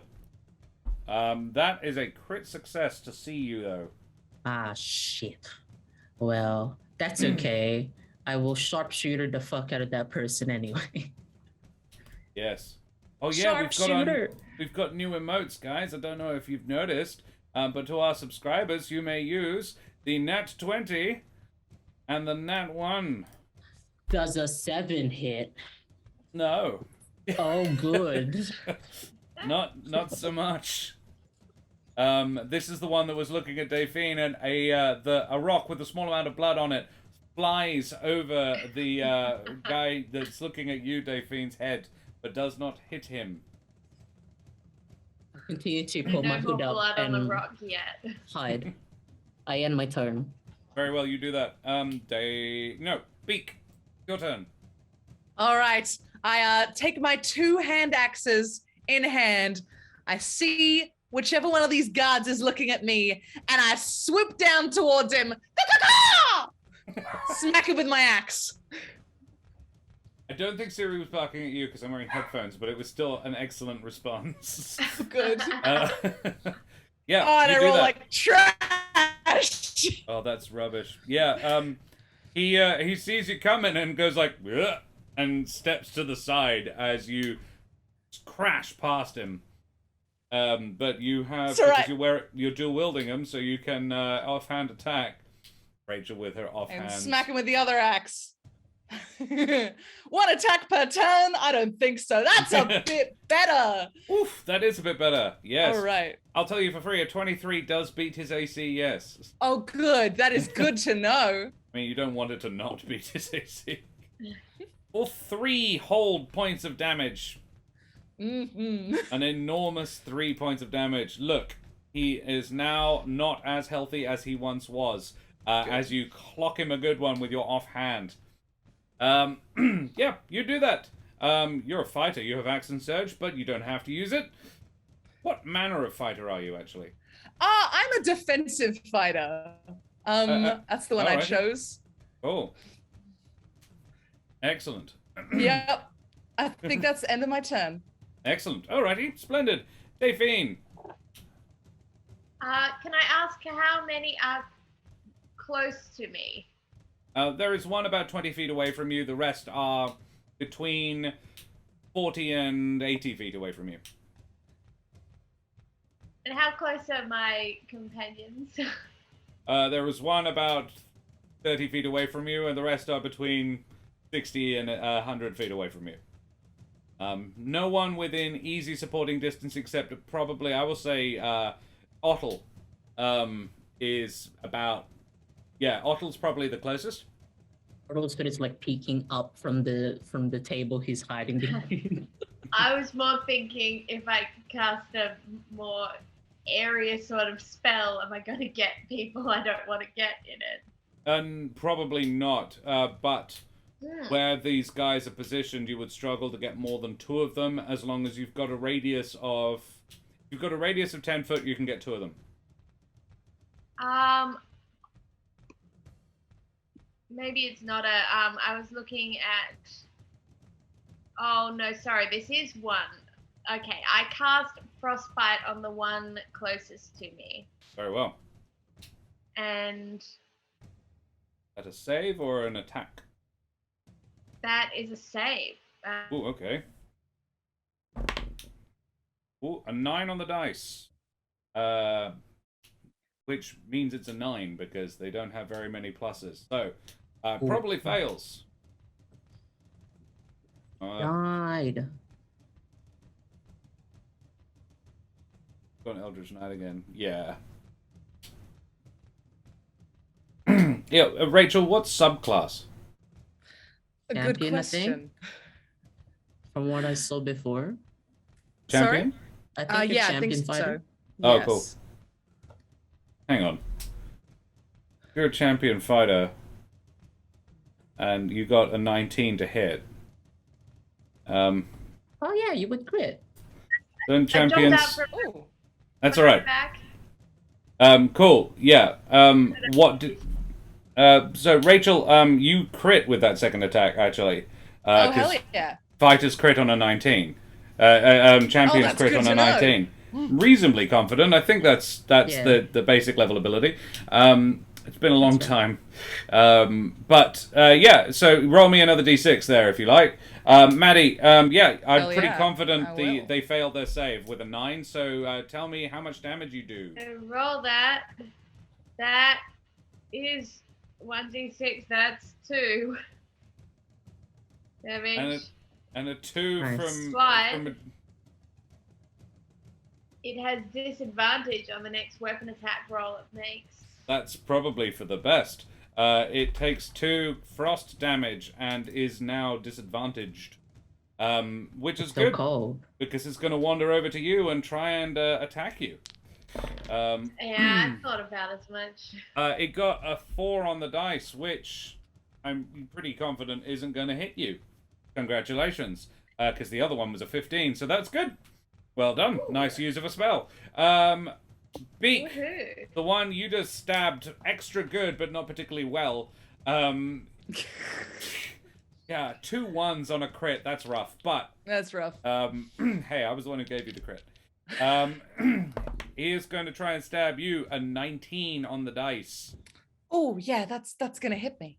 Ooh. Good. Yikes. For 1d8 plus 2. That's 5. All up. Okay, fine. The halberd swings into your side, and are you wearing armor? Light armor, yes. Yeah. Yeah. Cleaves into your side a little bit. Mugbook, one of them is gonna charge towards you with his halberd up. For a 14 on a hit, 14 on the dice plus 4, 18 to hit.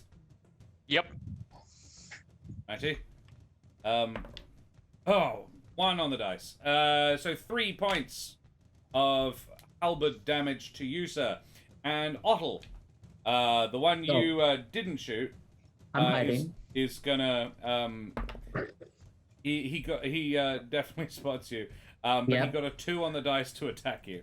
Nice. So he is he comes over with his halberd. He said he doesn't say anything. No words escape his lips. You can't even see his lips. It is just a big suit of armor. Whether or not there's someone in it, it's hard to say. We go back to the top of the order. Mugbook, there is now a dude up in your grill. Oh, Josh. Oh, because yes. Yeah, an enemy ends its turn within 5 feet of me. I can use my reaction to move away without provoking opportunity attacks. Not a bad idea. I run away. I parkour over something. How far do you get? Half my speed, so 15 feet. Oh, alrighty.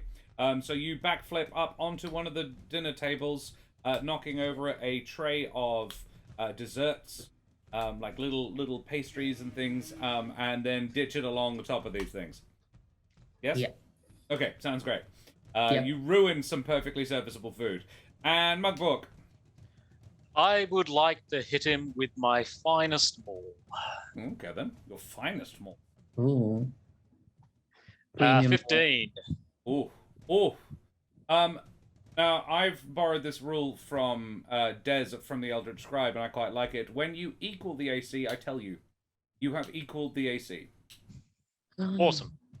Cool. Okay, it's a good chance. But I still get to kill him, right? Yeah, absolutely. All right. Roll that damage. And cool. Now, can you just confirm for me, Josh? I've always been open to the interpretation on this one. Great Weapon Fighting says when you roll a 1 or a 2 on the damage dice, you get to re-roll. Yeah. Well, I've got 2d6 and I've got a 6 and a 1, so can I just re-roll that 1? Yes. Oh, fantastic. That's the benefit of mauls, isn't it? Oh, yes. Well, that's kind of what I've been working Speaking off. as a paladin speaking as someone who played a paladin with a maul, yes.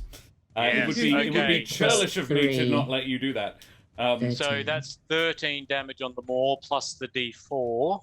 Do the d4. Oh my god. Awesome. Ooh. So yeah, 17 damage. Yeah, you destroy this guy. You in which shatter case, the armor. Yeah, I'd like to do kind of a jumping, come down on top of the heads, cave the head right in. Yeah. And screaming mugbork at the top of my lungs. That was assumed. Yeah, given. Guard number 4 ceases to be. You pretty much just end it. Mugborg, looking back at the last guy you murdered, you notice the body is not there. It's disappeared. Ooh.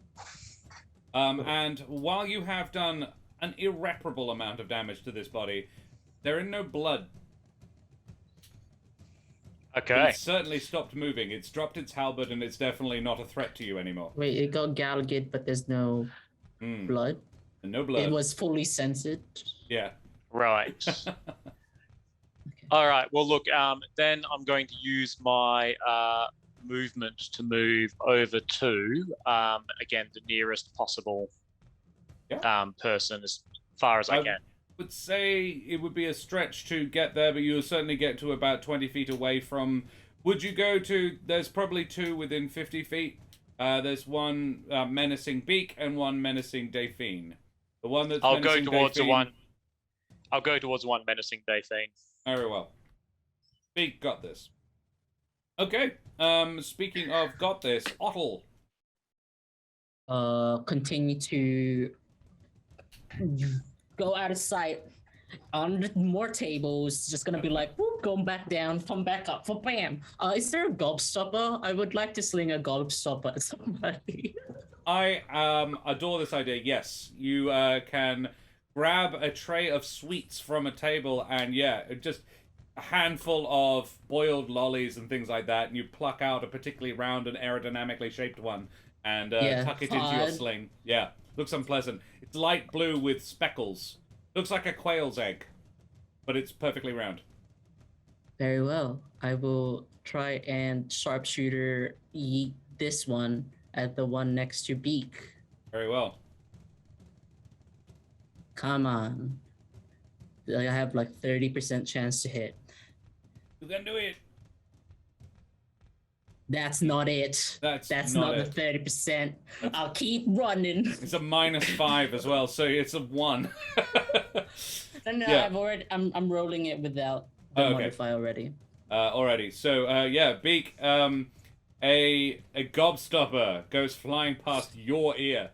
I'm I love that the only thing you've hit so far was the thing you couldn't see, and it was a bloke called Rommel. I told you I'm bad at combat. Here we go though, hiding again. You hide. And Beak, I hide somewhere. There's a dude. 15. Goodbye. Better. All right. First, I'm going to announce to the room at large, I think you guys should know I'm an endangered species, technically. And then I hit him with my axe. Lady Serenchala says...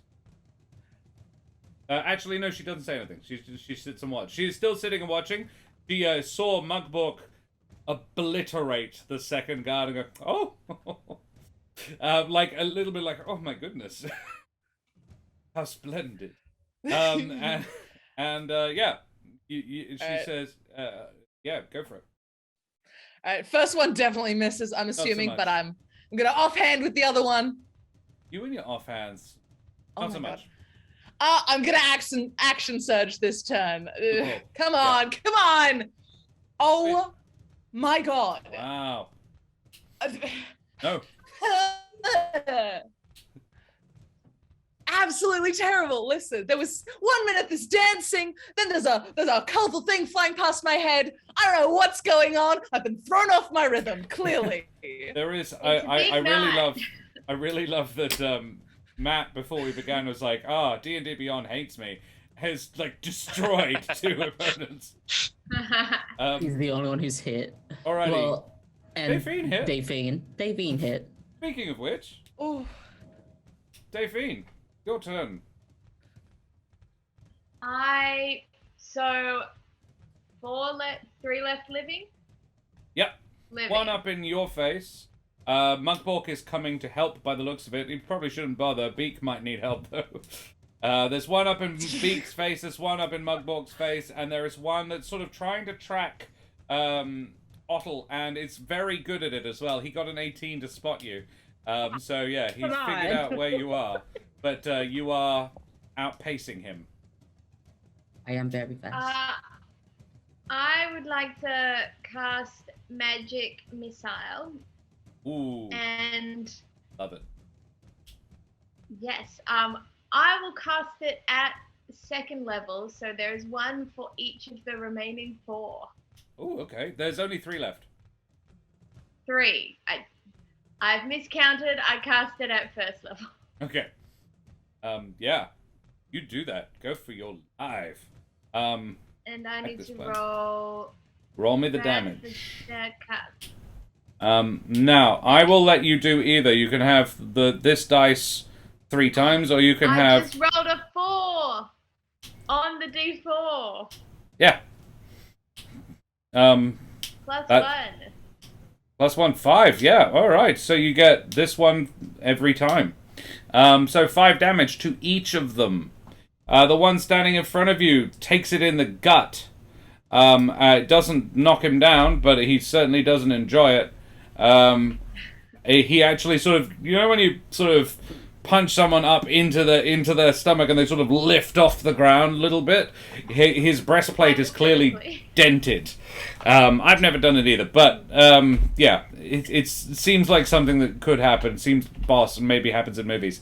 And yeah, the one that's chasing Ottle gets shot in the back of it. Very nice.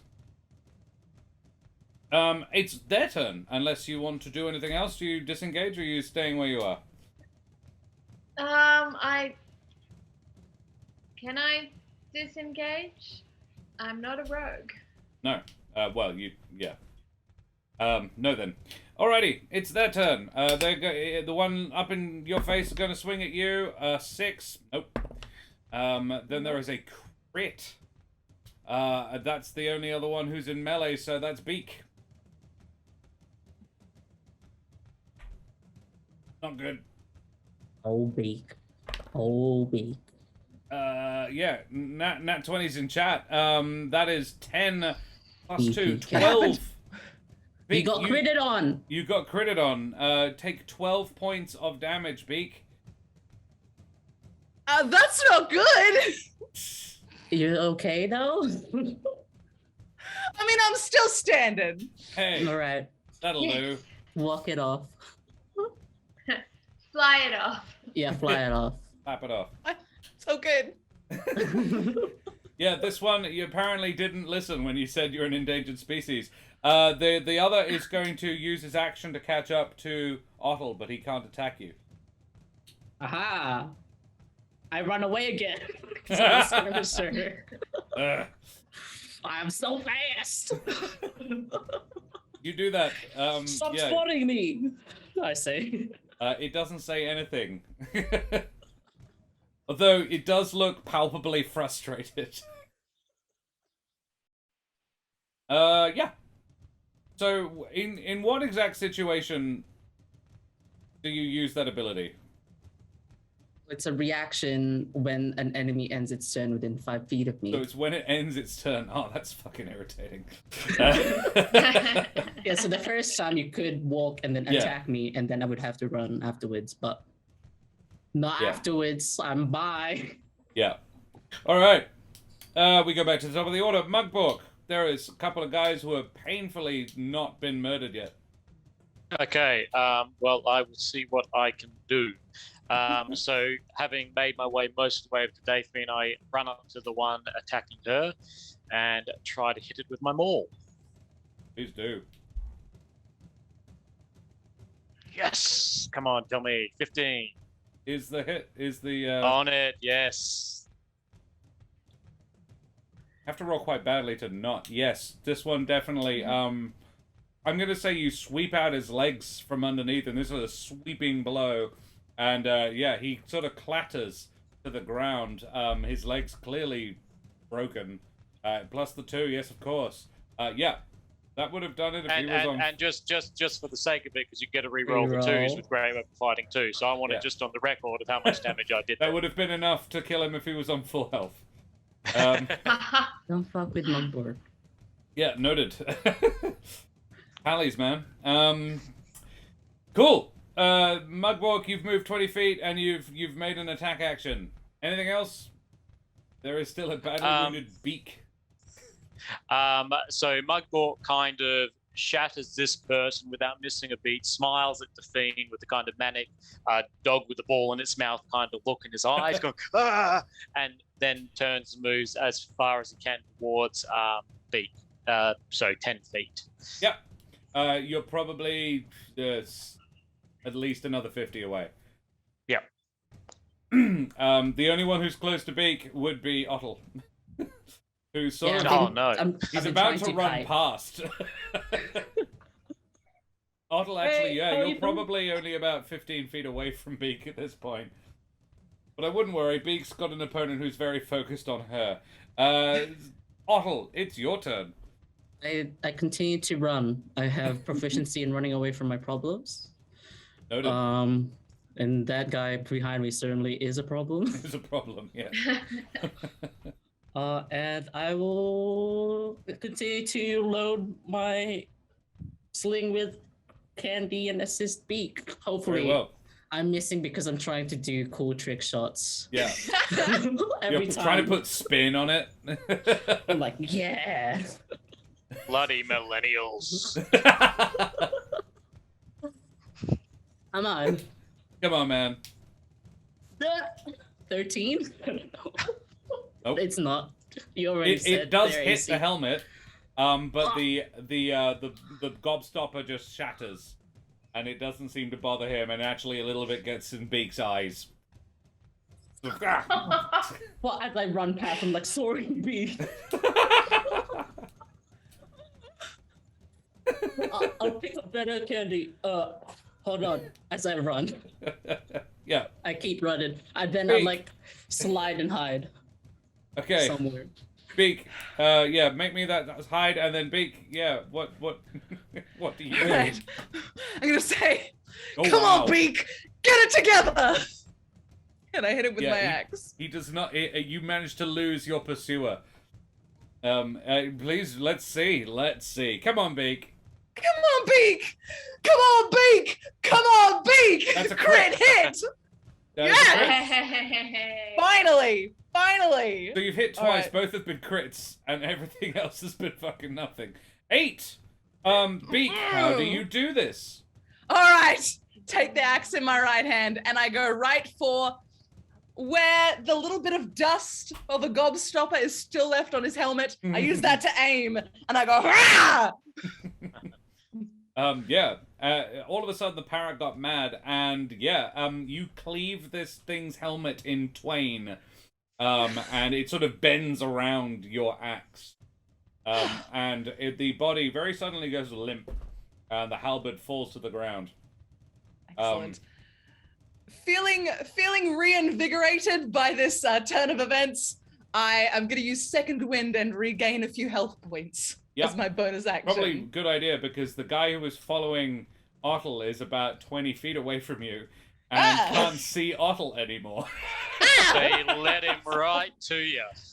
Okay. Damn it, Ottel, you're trying to help, but you're not very good at it.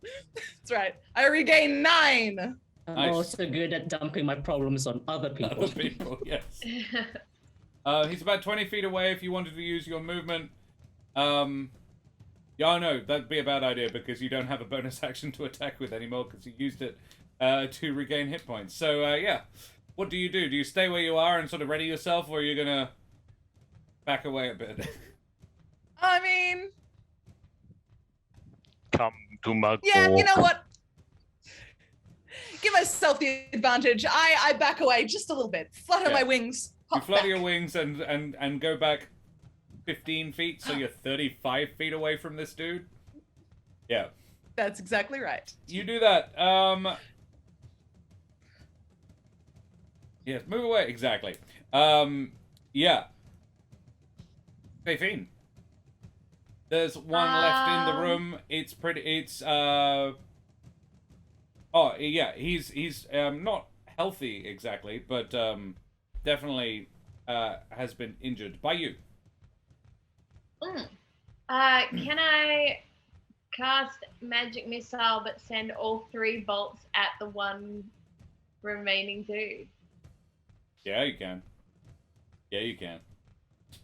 That is what I do. Do that.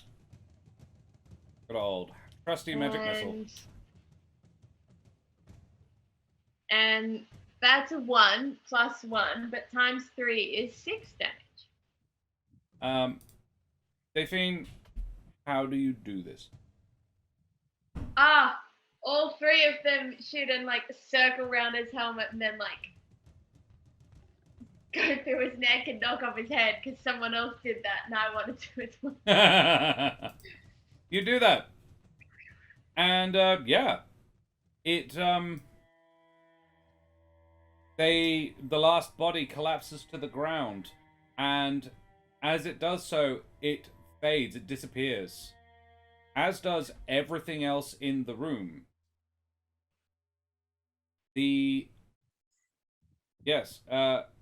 Except Seren Shala, who doesn't look discommoded at all, and says, potential there. We'll see. And then she fades. Along with everything. The room is now tattered and rotten. Remnants of the glory that was there before. Still clearly the same room, but hundreds of years old. Oh. Still like underneath a table, but now it's like... Yeah, the table shitty. is almost decrepit. It would be not even an accurate description. Ugh. I crawl away. Monkborg sees Didn't Otto sound kind of done. squirming under the table and thinking he's an enemy for a second, just runs over, flips the table up as if he's about to hit him, and then sees it's Otto. I'm like, you found me again. Oh. She didn't sound done. She said she'd see. Well, she's talked about a still can't test, be and that real. was hardly a test. Well, this is hardly a test. There's nothing here. Wait, there was a test? Oh shit, I was just running away. Oh fuck. Like a group test. Together, we did it. Oh yeah. No, I saw him. He was running away. I was trying to do trick shot. Oh man.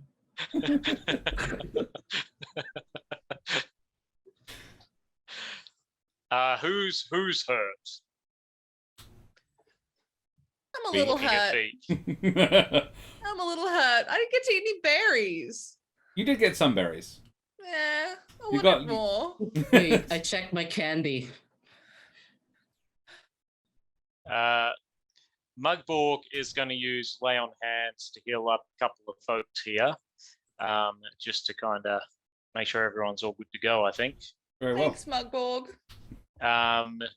Can I get some numbers on how much people actually need? Yeah. I am unscathed because I I just am lost good. the initial 6 from the stabbing that began the fight. So you're down 6. Otto, you're perfectly fine, I'm assuming. Yep, because I'm Yep. good at running away. Beak, what are you at? I'm at half of my health. I'm on 14. All right, so you both get 6 from me, Oh, thank Nice. you. Thank you. and I'll take my remaining 3. Very well. Cool. You do that. You are in an empty room, basically. There was a lot of stuff in it before. The only noteworthy feature of it, there is an empty chair at the high end of it. Sort of a slight raised dais, but not a lot. It's maybe got a rise of about 3 feet. There is the little box that Beak went up to before, the little balcony. There are braziers along the walls that are rusted and old, don't look like they've been lit in centuries. There are a few bits and pieces of the remnants of an old and really great party. But beyond that, very little. So it was a ghost party. But where is it gone now? Can I still feel the same sense of magic that I felt before. That was when we were outside of the doors. Make me another Arcana check. Arcana. Fiend. I I will tell you only that you do not feel that feeling anymore. That feeling is gone. Well, if we tried to leave, would we be able to just walk out? Because if the test is still in progress, we haven't passed or failed, so technically we couldn't leave. Okay. If we needed to prove ourselves to be able to leave. I try and walk leave. out the door? I try and full run. Yeah, you can leave. The door opens. When you open the door, it looks black. Oh no. There is the same blackness that you saw looking in. Okay, here we go again. Where's the rock? I get a... My rock's still there, right? Did I leave it in the Are you very fond of the rock? Is the blood still on it, or is the blood gone? The blood is it ghost blood? Go and look at the rock. You look at the rock. I go look at the rock. The blood is gone. Ghost blood. If it's your rock, you would be familiar enough with it that yeah, you know that this is. I'm always familiar with my rocks. They go through a hard selection to be ammunition, Josh. Okay. Well then, yeah, you notice that this rock is definitely one of your rocks, but it did have blood on it before. It does not now. Huh. I sniff it. Weird. Yeah, you do not smell any blood on it either. Blood anymore. Oh well, but I'll just throw another one in. Yeah, you can see it go through the blackness in exactly the same way as walking through it. As the last one you walked through. They know this time.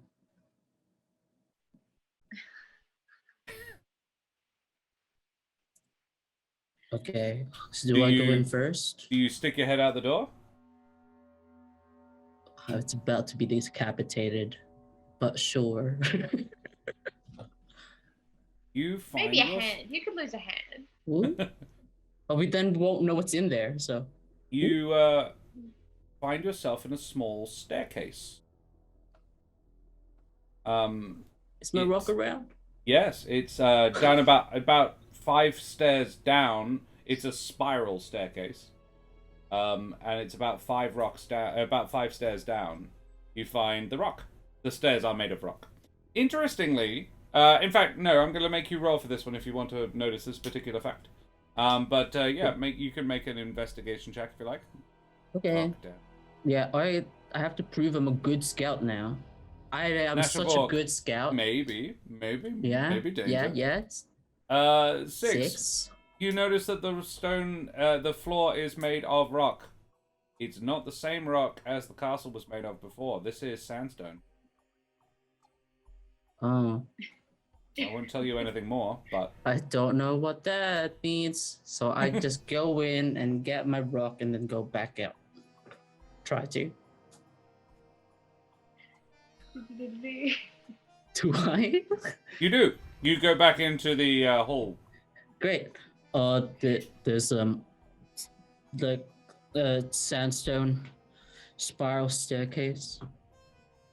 That's it though. There's no party or anything. Aw. And not the room we came in from. It was the large outdoor courtyard, but no. Well, this must be the rest of the test. We better go out. Does it go 2 ways? This staircase? Or down? Just it down goes down. normally? It goes down, yeah. Will I walk out and you find yourself for myself in a spiral staircase. The stairs are about 10 foot wide, and so quite wide, and descending. In fact, no, I apologize. They would be 20 feet wide. That's and very descend gracefully down I don't know if you go down, but they do 2 full revolutions. Are they steps for our sized people?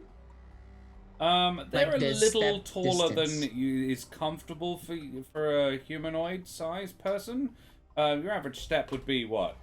That, which is 8-10 inches. These would probably be more like 15. Okay. Yep. Half again. Cool. Usable, but not comfortable. I'm gonna go in first because I'm a scout, so I'm gonna do that. I'm gonna hide. I'm gonna stealth in. All right, first. Make a stealth check to hide in the. As you descend down, there are braziers on the wall, and basically your 21 means that they don't light as you go down. I'm gonna say, you stealth into the shadows. The shadows. I can't see anything, but it's great. It's not pitch black in here, but it is quite dark. Okay. You are able to sort of make out. Imagining the who cast the dancing lights? Would Delphine do that again? Not if he's trying to be very stealthy, but Maybe if you hold them back a little bit. Yeah, if you I'll them cast back a some little around bit. me. Yeah. At the Yeah, top they of shed the light stairs. enough for him to be able to stay in the shadows as he proceeds down. I assume Mugbork and Beak follow. Yeah. So yeah. And as so I was just gonna say, as Mugbork is kind of walking down the stairs next to Beak, in his own stealthy way, he's whispering about how he's descended from a giant, not a human, as well as an orc, and trying to explain his heritage to a disinterested Beak, I imagine. I'm a little interested. I feel like I'm Beak would curious. be I'm like, politely. okay. Beak is the sort of person who's politely listening to any rubbish you spout. Like, My mother it's in one ear, out the other. Yeah. My mother was a Goliath. My dad was a half-orc. Oh, It was a strange relationship. yeah. Okay. Sure. Yeah. As you head in, you head down to the bottom of the stairs. Otto, you find a small square and chamber that opens into a wide circular room. At the far side of the room is a wooden door. And around the circumference are a number of holes in the walls, little holes. At the in the center of the room, on the floor, are 5 raised square platforms, each of different height, color, and slightly varied in size. There is an orange one, a teal one, a silver, a copper, and an emerald. They're scattered around the room apparently at random. And in the northeast, northwest, southeast, and southwest of the room are 4 large suits of armor. Mugborg, they would probably have fit your mother. They would probably have fit my mother, whom I was just telling you about. Right, yeah. Big lady. The floor is flagstones, but sandstone ones. And there is a fairly obvious line down the middle of the room. As in, flagstones are like, not in a pattern exactly, they just fit neatly together. However, there is a very clear line where they all meet in the middle of the room. Okay. The room is about 60 feet wide and 45 foot high. It has a slightly domed ceiling. Attack for traps. Check for traps. Attack for traps. Investigation check, please. I'm a scout. Yeah, I'm a scout. You... The only trap you can determine, you look at that line up the middle of the room in this semi-darkness that you're in, because Delphine's light doesn't shine particularly brightly for you, but you reckon you could imagine the floor of the room splitting apart along that line. Okay. I do imagine that is all that. you can determine with an 8. Before the rest of them get down there as well, because they're hanging back and letting you do your thing, but I don't think they're hanging back too far. So, I would go in now because I think only the middle bit's the problem. So right.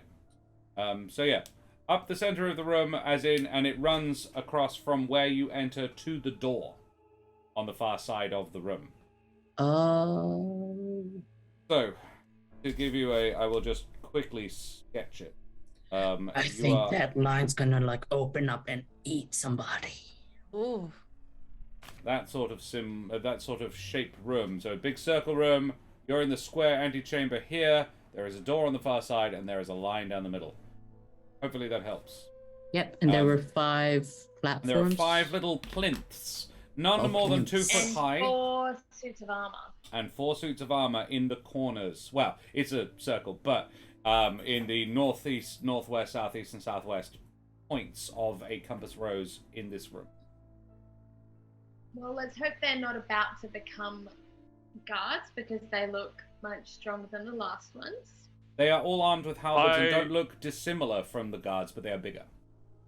I feel like we should walk on the perimeter of the room. One of my tribe's shamans used to say, "Don't step on the crack or you'll break your mother's back." Now, I believe that translates in this situation to don't walk along the line that appears too convenient. All right. Don't walk along the line and we'll be all fine. Like it. Davine, for that, I will ask you to make an investigation check as you don't walk along the line. Oh no. Davine, you also have the light. So you're most likely to spot this. Sorry. Investigation. Did you say investigation? I'm not great at that. Or I'm okay at that. You're pretty good at 15. it. As you walk up the circumference of this room, you would have to negotiate your way around the suits of armor. They appear to be, well, they are against the wall. However, the wall itself has loads of little holes in it. In these holes are arrows. Oh. Is there a point at which the holes stop that we can, No, not really. They're scattered or is again. It really perforating the hole? It is really perforating the hole. If you were to be in the center of the room and these all fired, you would look a bit like Helvig. Oh no! More spiky. For those of not in reference, that is a hedgehog. So I really think we'd better all tread carefully. Don't want to trigger every single one of these arrows to be shot here. What arrows? Oh yeah, those arrows that I saw. Oh, yeah, I was just testing it. Well, where is the trigger? I have no idea. The trigger could be this thing it appears we're meant to solve, or it could be a piece of the floor. What happens if we throw that rock into the floor? Why? What's up? Well, if anyone's going to get shot, surely a rock is the most appropriate candidate. Okay. If we're going to do that, I'm going to exit the room back to the antechamber if we're going to attempt to trigger the arrows. That was implied. I have now done that. I will now... You all vacate the room and you try to trigger the trap. Yeah, I will just I do the thing where skim it on the ground for maximum as many places to hit as possible. Yep, very well. Yeah, you can do that. Make me a... Ooh, I don't know. Make this a sleight of hand. Sleight of hand? Oh, rock power. Oof, where was that when you were attacking things? Yeah, I was doing trick shots. You do the most epic of trick shots with your not bloody rock. And using your sling, you sort of whirl it around your head, and it bounces all over the place. It ricochets everywhere. You think you probably touch about a third of all the flagstones in the whole room. Nothing else happens. And? It looks boss. Right. It looks really cool. Everyone's quietly impressed. Probably not loudly impressed, but quietly impressed. I even hit them hard enough that it's like, somebody stepped on them. I'm loudly impressed. Very well. That was wicked. I try and not feel proud that Mugborg is impressed, but I am. Love him. I hit most things. I suppose we should try and get to the other side of the room and hope for the best. Seems we will not break her mother's back. Did I hit one of the plinths? Yeah, you definitely hit at least one of them. Okay. I'll even say you hit the top When of one you of were them. ransacking the basement, did you pick up colourful gems or just I have a the block. doorknob and... Oh. I have this green hue block. It might be a quest item. Or About a might kilo. it be Suspiciously old copper? green. It has a green hue like a beak. Yeah, so I will read the colors again. Orange, teal, silver, copper, and emerald. I don't know, teal or Copper, emerald. copper, not green that used to be copper. No, it's not copper with a whole ton of verdigris on it, it's copper. No. But emerald and teal are also close to those, but also not quite, which makes me think you're not naming that color. It might not be that. It's a sort of jadey green, the thing he's got. But like a metallic jade. Which is a boss color if you think about it. I'd love something in that color. A car in metallic jade? Heck yeah. Ooh. We haven't looked at the suits yet closely, haven't we? The armor. Yep, no. You have not. Oh god. Okay, I'm gonna try and not die. Beak, do you want to do anything while this is happening? Person who doesn't have to touch the floor to move around? I was thinking that too. I'm going to fly towards the exit without touching anything to examine the exit door. You may do that. You can do that and, yeah, make me an investigation check. How did Otto do? Oh, I'm investigating. Yes, please. Here I go. Yeah. You're investigating again. I'm a 10 scout. from Otto and a 0 from Beak. Beak, you determined that the door is locked. Oh. Guys, this door is locked! Thank you. Oh, good. And sorry, Otto, what were you trying to determine? You were looking at the suits of armor. They are just suits on armor racks. Okay. Ornamental. Okay. There's I didn't go high enough, maybe. Okay, that's okay. Oscar. I make my way towards the plinths. I trust the door is locked. Mm-hmm. The door is locked. You make your way towards the plinths. I don't touch any cracks. Very well. You walk carefully. Can you get me? It's not a particularly high check, but can you roll me a some sort of dexterity movement based? Let's have acrobatics. Okay. Parkour. Do not tread on the cracks. 24. Yeah, you do not tread on any cracks. Very conspicuously not treading on any cracks. You walk over to the plinths. I'm a twister master. Yeah, you put your left hand on green. Oh my my gosh, that's what it is. The plinths are all about 15 feet apart and scattered apparently at random. It's twisted for the very tall suit of The armor very people. tall, long people, yeah. It's like, yeah. Okay, We but have there's to no put inscriptions on or the anything. suits of armor and fucking twist. If that was a solution, I'm sorry. that would be something. There's no writing on DM the brain plinths. goes, well, it's not the solution, but it is now. Now. There's 4 of you. It's perfect. But they're so far away. Oh my god.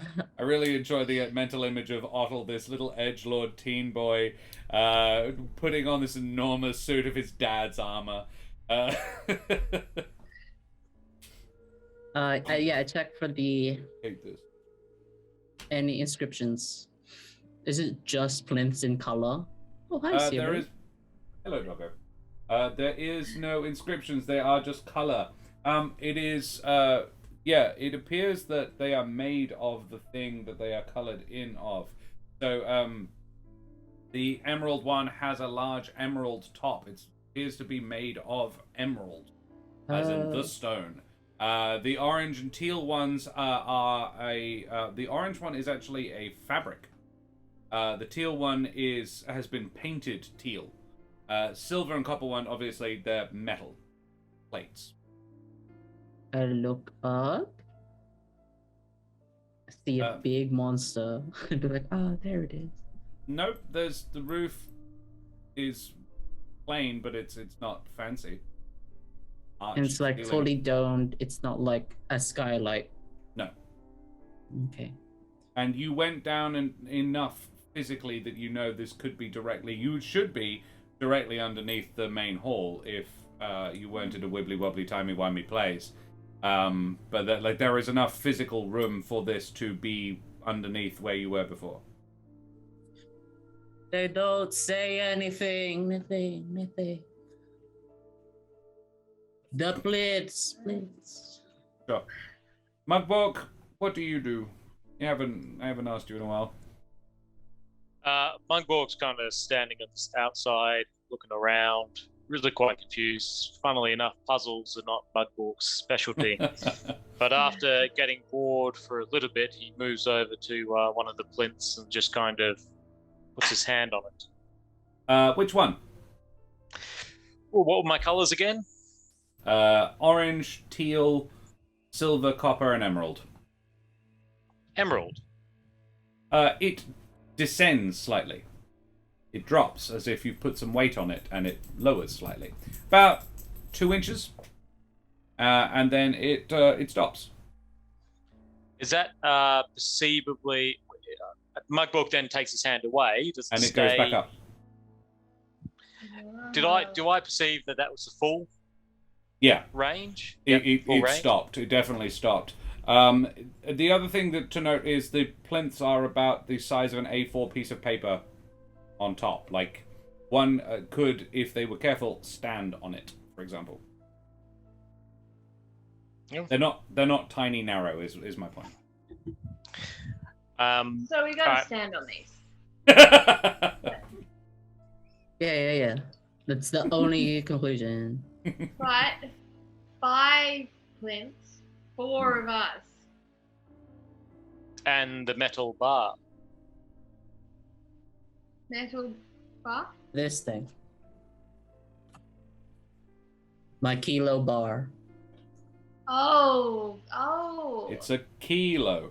Oh. Well, let's put that on a plinth, and then all of us can press a plinth, and we'll see if we all die or all get through this storm. All All at the same time?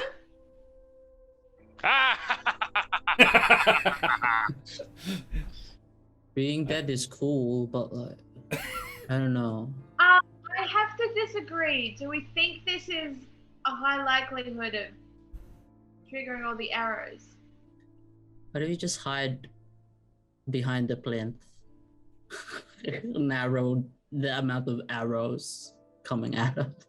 Hide Mugbork behind the continues to thing. laugh, but equips his shield. Yep. It is. This room is the whole wall and a good portion of the ceiling are full of these arrow slits.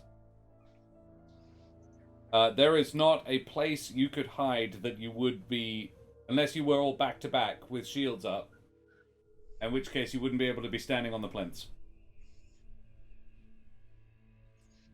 If I readied my spell Misty Step, I still wouldn't be able to react fast enough to avoid an arrow. I'd give you advantage on it. How close are these suits of armor to the plinths? No more than 20 feet. Could we hide behind the suits of armor and avoid being hit by arrows? Probably, but you'd have to get from the plinths to the suits of armor before an arrow flies. If that's what happens. Or remove them, or wear them. Presumably, it's only the last plinth that will do that, and we happen to know we got a wicked trick-shot, angsty teenager with us. We might be able to yeet a metal bar onto the last plinth in time for us all to be hiding. Sure, but the plinths go back up again. You have to keep. We can leave something on pressing it. them down to make them stay down. I can leave like a hand axe on it, presumably seeing if that would lower it. In fact, Mugbork pulls out his hand axe and puts it on the plinth that he just put his hand on to see if it does anything. It does not. Oh.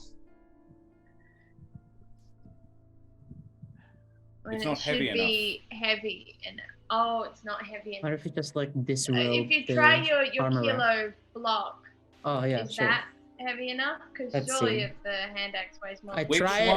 Which one do you put it on? I tried on the teal one. Because we tried the emerald one already. Yep. The teal one. Yeah, it does appear to. The teal one drops. And you put the kilo on it.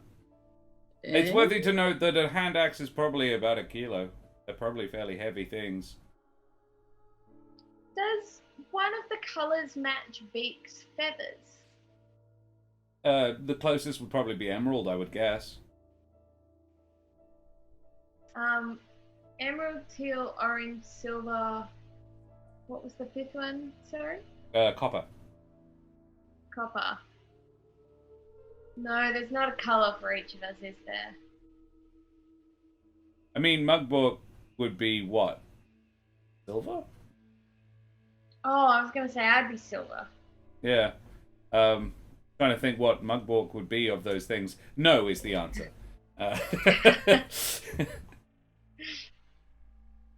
This is where Daphine's little hippie artist brain went. Yes. Mugbork starts a colour playing for with one of each these of suits us. of armor and kind of pushing around one and trying to get a bit of a sense of its weight.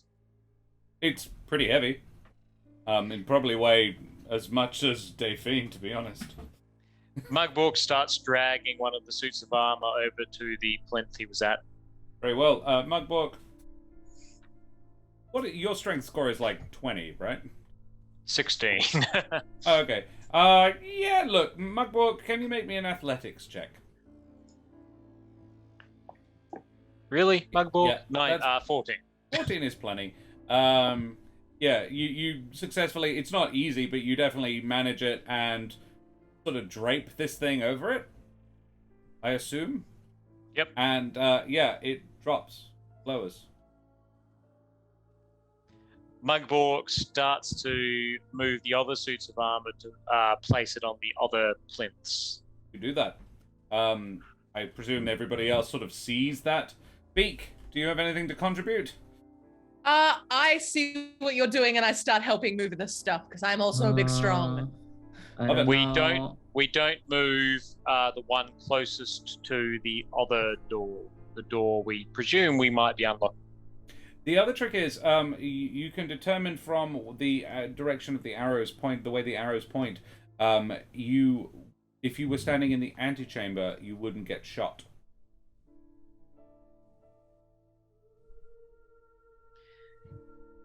Huh. So it's really just a matter of how much time do we have before getting shot. Are there any of these that are actually reachable? From the antechamber? No. Yeah. The nearest And is about 20 feet. There's 4 suits of armor and 5 5 plinths. 4 suits of armor. 5 plinths. And you've determined that the box makes the teal one go down. The box makes the teal one go down. Yeah, the little kilo. cube of green. Okay, cool. All right. Oh, What's up? Otto's good at throwing. Why don't we put 4 of them down, and then we all stand near the door, and you can just toss the block gently to land on the last one? Is that good aim? Can you aim like that? I Otto. can guess. I can try. I mean, yeah, I can totally do it. You said yes, we do it. Oh no. Okay. I believe in you, Otto. You can do it. So you, one presumes, I'm just going to sort of explicate this process, one presumes you leave the teal one not with a suit of armor on it, and then you retreat to the antechamber. It is about a 30-foot throw, Otto. I will say it's an acrobatics. No, I would say it is a sleight of hand check. It's probably the I'm just same gonna modifier. be like, and then run and pick it up again, and then be like, I mean, this is it. You have almost infinite goes at this if you fuck it up. So. oh my god. 12. Look. Yeah. Yeah. It slide off it, and I'm like, fuck. It lands on it. Otto, what it does actually, it lands on it, and you look like, oh no, I fucked it up. It's gonna slide off, and it locks. It's like it stops. It hits the top and stops. Oh no. And the top more concerning. drops. And you hear a click from the far side of the room, and the door swings open.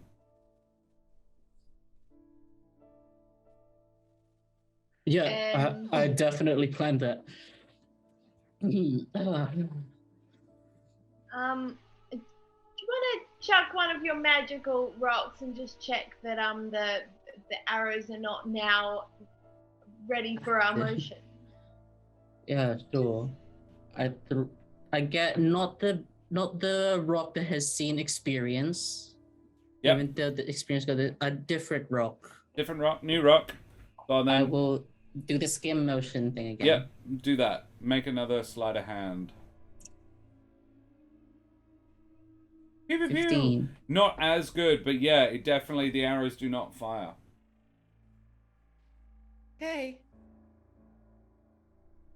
Mugborg Okay. grabs his Probably as shield sure as and we just can be. carefully moves out to the space. Mugborg, you've signally failed to get hedgehogged. Mugborg takes another few steps Yep.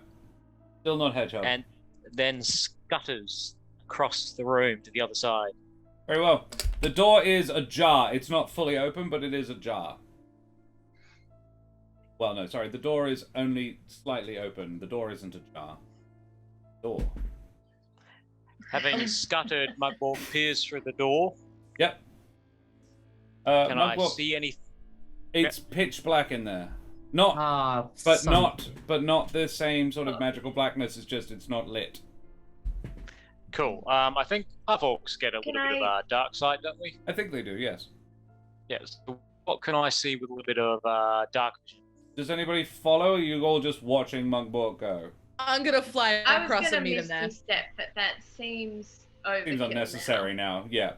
I will follow. And can I cast my dancing lights? You can. Otto.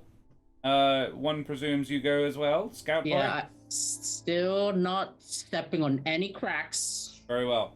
No crack stepping. A flying was done. Mugborg, I'm gonna say the scuttling probably trod on some cracks, but the floor did not open up and consume you. So, Davine, it doesn't really matter. I'll tell you for free. So, Mugborg, you get there. You sort of squint through, and you see a hang on, let me get it. A wide circular room. At the far side of the room is a wooden door, and around the circumference are a number of holes in the walls. In the center of the room are 4 raised square platforms, all of different height and color, slightly varied in size. These are scattered around the room, apparently at random. In the northeast, northwest, southeast, southwest of the room are 4 large suits of armor which stand motionless and empty on stands. Floor is flagstones, and there is a fairly obvious line down the middle. We did it wrong! And on the far side of the room is another door. There are 4 I hate this it. time. I'll get the box back. As you turn around, you notice that the antechamber that you came in through is gone. Aw. Oh no! I get my box. The box doesn't want to Hey, move. we've advanced. What? If you're going to make the box a rest. key for, if you're going to make the box a quest item, you're not getting it back when you've used it. I think what we should do is move the armors, do the same thing as before, place one of the armors right next to one of the plinths, and then I will throw a javelin to knock the armor over onto the plinth, and we're free. We're just gonna trick shot our way into solving the puzzle. That was a plan. Is everybody down for this plan? It's a pretty good plan. Well, sure. Okay. I think that would be very nice. All right. You stand in the room that you just solved, and you position the armors. It is missing the copper plinth. If that's important or relevant to anybody, the teal one is still there. Interestingly. But yeah, you do that, and the.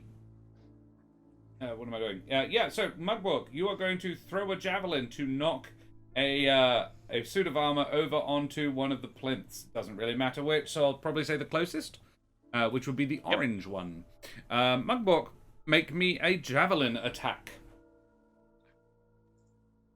With pleasure.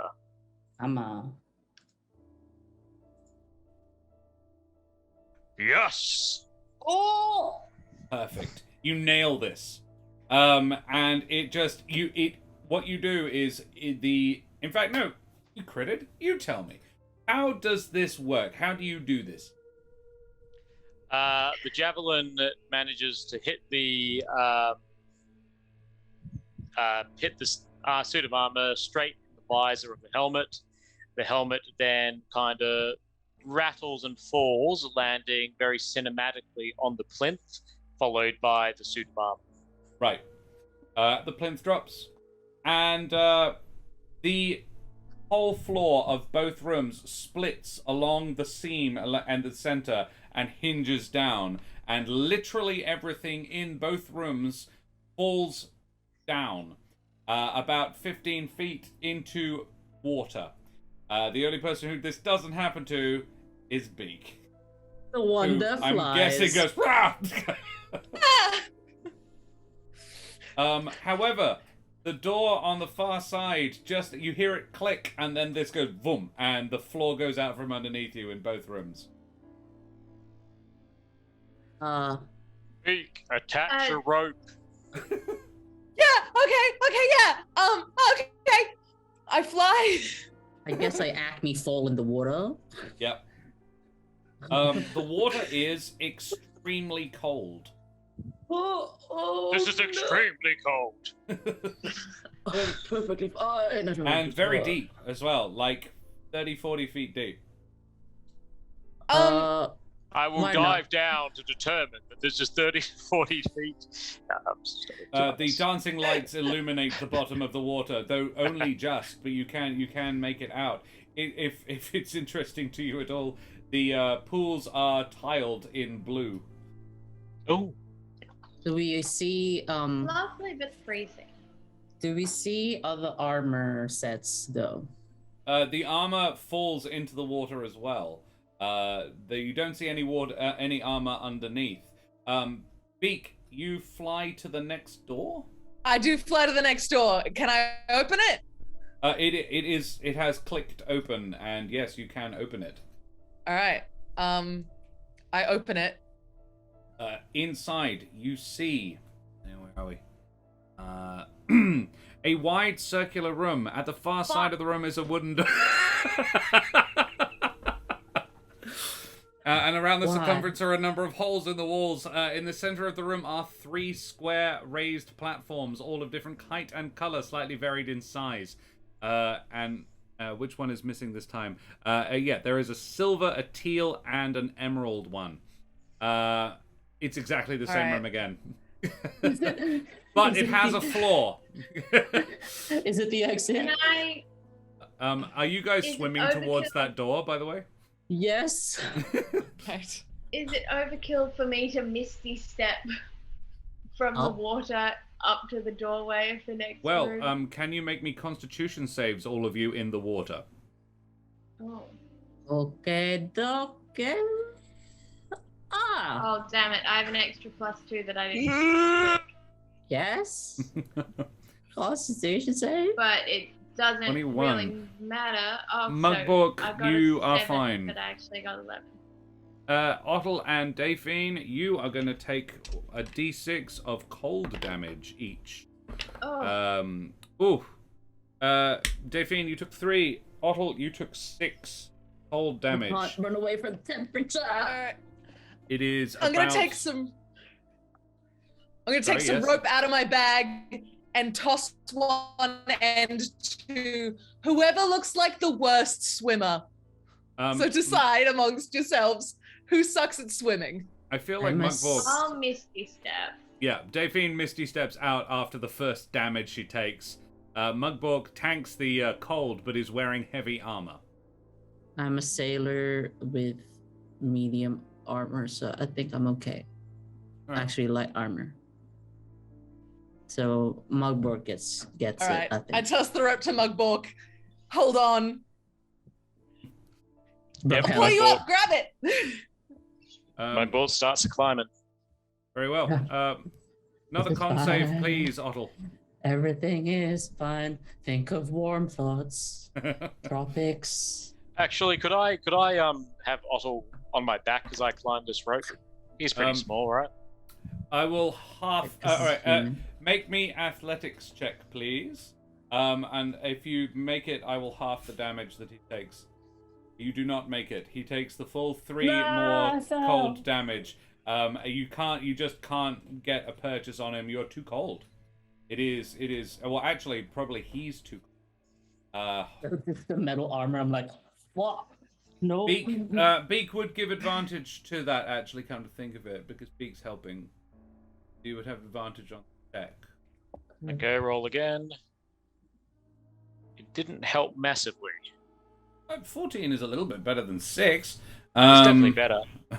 Yeah, look, you get up fine, but yeah, Otto does still get very cold. And you're now standing in a room with 3 plinths and a lot of cold water.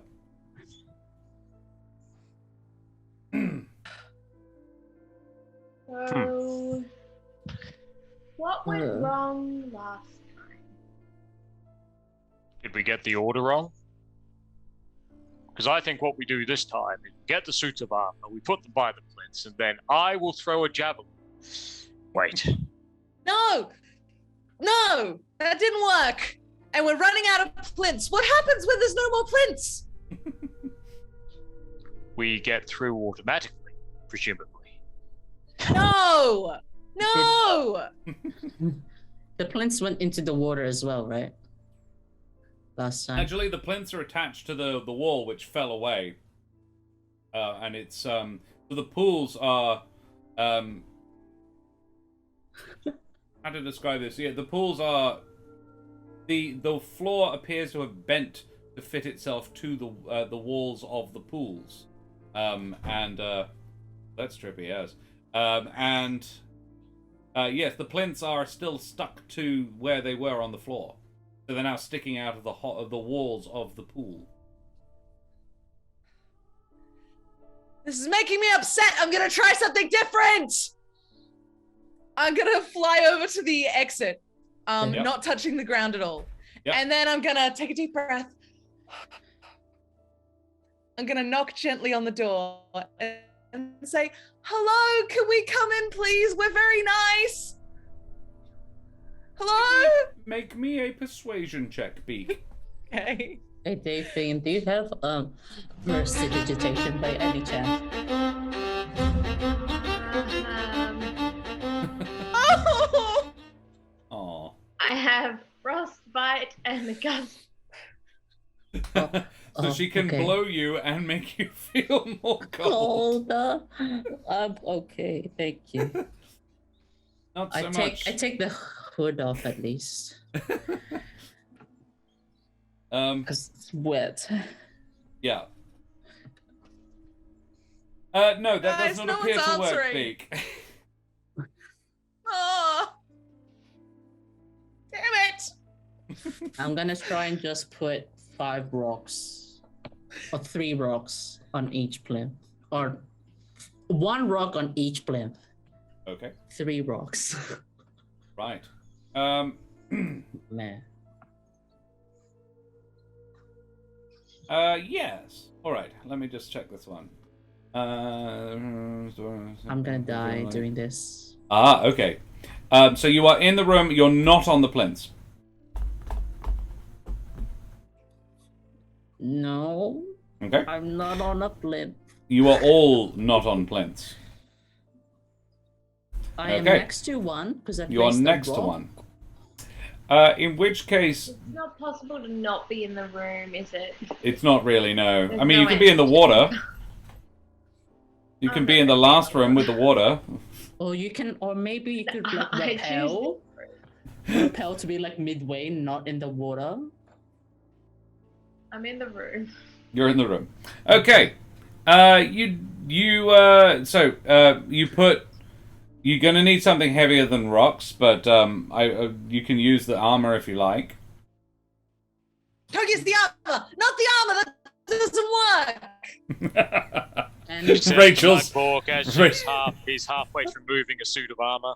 No! Rachel's DM says, "Go!" We tried it already! No!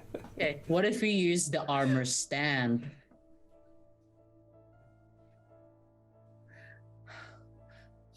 Yeah. We Maybe didn't use this the is a armor? test of courage. What if we stand here and hold the plinths and hope that we We don't get die. shot? Oh, no, fine, I guess. I'm wet anyway. What else can it do? Kill me? Beak, can you roll me Yes. an intelligence check? I know it's not very. I know you're not necessarily very good at it. Can you make me an intelligence check? You Let's got give it a this. go. Party himbo. 12? Huh? Beak, this seems like a valid point to you. You were the one who spoke to Sarah and Shala. She is testing you. She's not testing whether or not you can press buttons. Okay. I don't know. Yeah. Because, like, who just wants a bunch of smart people at their forever party? You've got to have other stuff going on, like bravery. It's a good point. Wait, are you Okay. saying we should stand on it and look cool? Yeah, Because it's a plinth? that's a great idea. Ah, but now there's only 3 plinths. Who doesn't get to look cool? I don't need to look Who cool. gets left behind? I don't think that. I mean, if the door will open, no one gets left behind. The plinths are Or- wide enough that 2 people could probably stand on a plinth. Or Come do like a here, figure skating anyone. thing. Pair pose. What? You can Yeah. pose together. Mugborg Yeah. grabs Otto by the scuff of his Hey. shirt and lifts him onto the plinth with him. What? Oh, duh. All right. Do you all get on the plinths? Get on the emerald plinth and I spread get my on the wings. silver one. Very well. You go on the Mugborg- teal one. That leaves you on the teal one with the edgelord. So TPK's in chat. No. What happens is the door clicks and all the arrows fire. Ah, shit. And none of you are touched by any of them. Yes. Oh. They are not aimed at the space directly above the plinths. Had you put rocks on, you would all be dead now. I'm glad I only put one rock in for a flint. Which is why I was like, where are you standing? They're not heavy enough. I just put rocks in. To paraphrase Douglas Adams, it is a mistake to think you can solve all the world's problems with rocks. Or is it? And the door doesn't just become ajar, it actually clicks and swings open, and beyond you can see a different room. It's a corridor. Oh, hell yeah! Let's go that way. I'm still wet. I make slopping noises as I walk, just like... You definitely do. I was gonna say you don't, but I love that. You make slopping noises as you walk. You walk through the door into a small corridor. It's really just it's an L turn, right-hand turn, and you can see into the at the far end of the corridor, and it's no more than 15 feet long. It leads into a sumptuously decorated room. The damp and cold of the repeated rooms are gone now, and the walls are hung with rich tapestries. The place is lit by dozens of pleasantly scented candles, and thick carpets of various styles and provenance cover the ground. There are several ornate tables, most covered in ornaments from countless cultures. The walls are full of bookcases, loaded with tomes, and the room is generally suffused with a warm glow. At the far end is an enormous four-poster bed, as in 40 feet to a side, enormous. And on it is Lady Serenchala. Hello again, my friends. Well done. She's dressed. Hello? Like as we saw her? Yeah. Okay. She's Now, sipping... before we start this test, I have to say I paid an oath. Oh, no. I appreciate it. But you have passed the test. Yay! Oh. I Okay. liked the first one. I was not particularly fond of the second. She chuckles and says, I can understand that. I apologize, but I have to make certain. As you approach, similar to how the castle changed in the heat haze, so Serenchala shifts and changes. And now, you are looking at a huge copper dragon. Still on this bed. With the same smile on her face as the woman had before. No wonder it was huge. Do you like my collection? Her huge foreclaw gestures around, and she seems to be gesturing at the room. I hope soon to add you to it. Oh,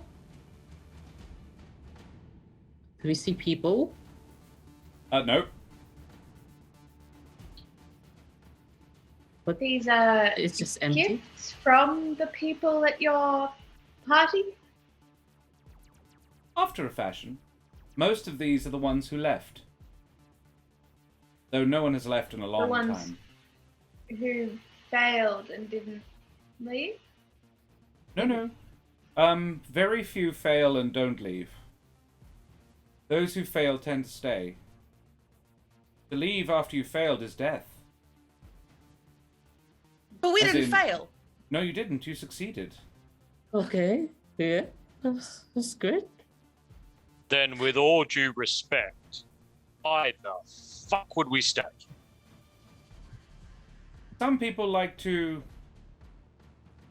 spend time with others of their ilk, heroes. All the party are. Some, however, didn't pass the test. Heroes at a banquet. Yes. What? In So some no longer mythology, heroes. this is the In some mythology, that is the dream of the afterlife. I simply make it so. If one is to fail the test here, they are offered a choice. They can either die and fade off into the ether, or I can save them. They stay and they become part of the party. But if they succeed, then they don't die, and they can choose to stay and indulge in the party as long as they wish and then leave as they choose, or they can just leave with my gratitude. I'll happily pay you for your stories. I don't think I'm ready for the afterlife yet. Well, you haven't died, my dear. I only want your tales. That is what I collect. Oh, Oh. that's okay. Stories of your remembrance. I apologize. I may have led you to believe that the test was over, but it wasn't. I wanted to see how you reacted to the information that I was adding you to the collection. It's now over, I promise this time. Inside check. Some people attack me when they find out I plan to add them to my collection. Is the bitch lying at 21? She is not. She is being completely dead set honest. Okay. She says, Okay. those who pass the trials are clearly worthy of remembrance. She reaches from beside the bed and lifts up a large clawful of gold and says, one for each of you, and I'll happily teleport you anywhere you wish to go with it once I have your stories, if you'll indulge me. Oh.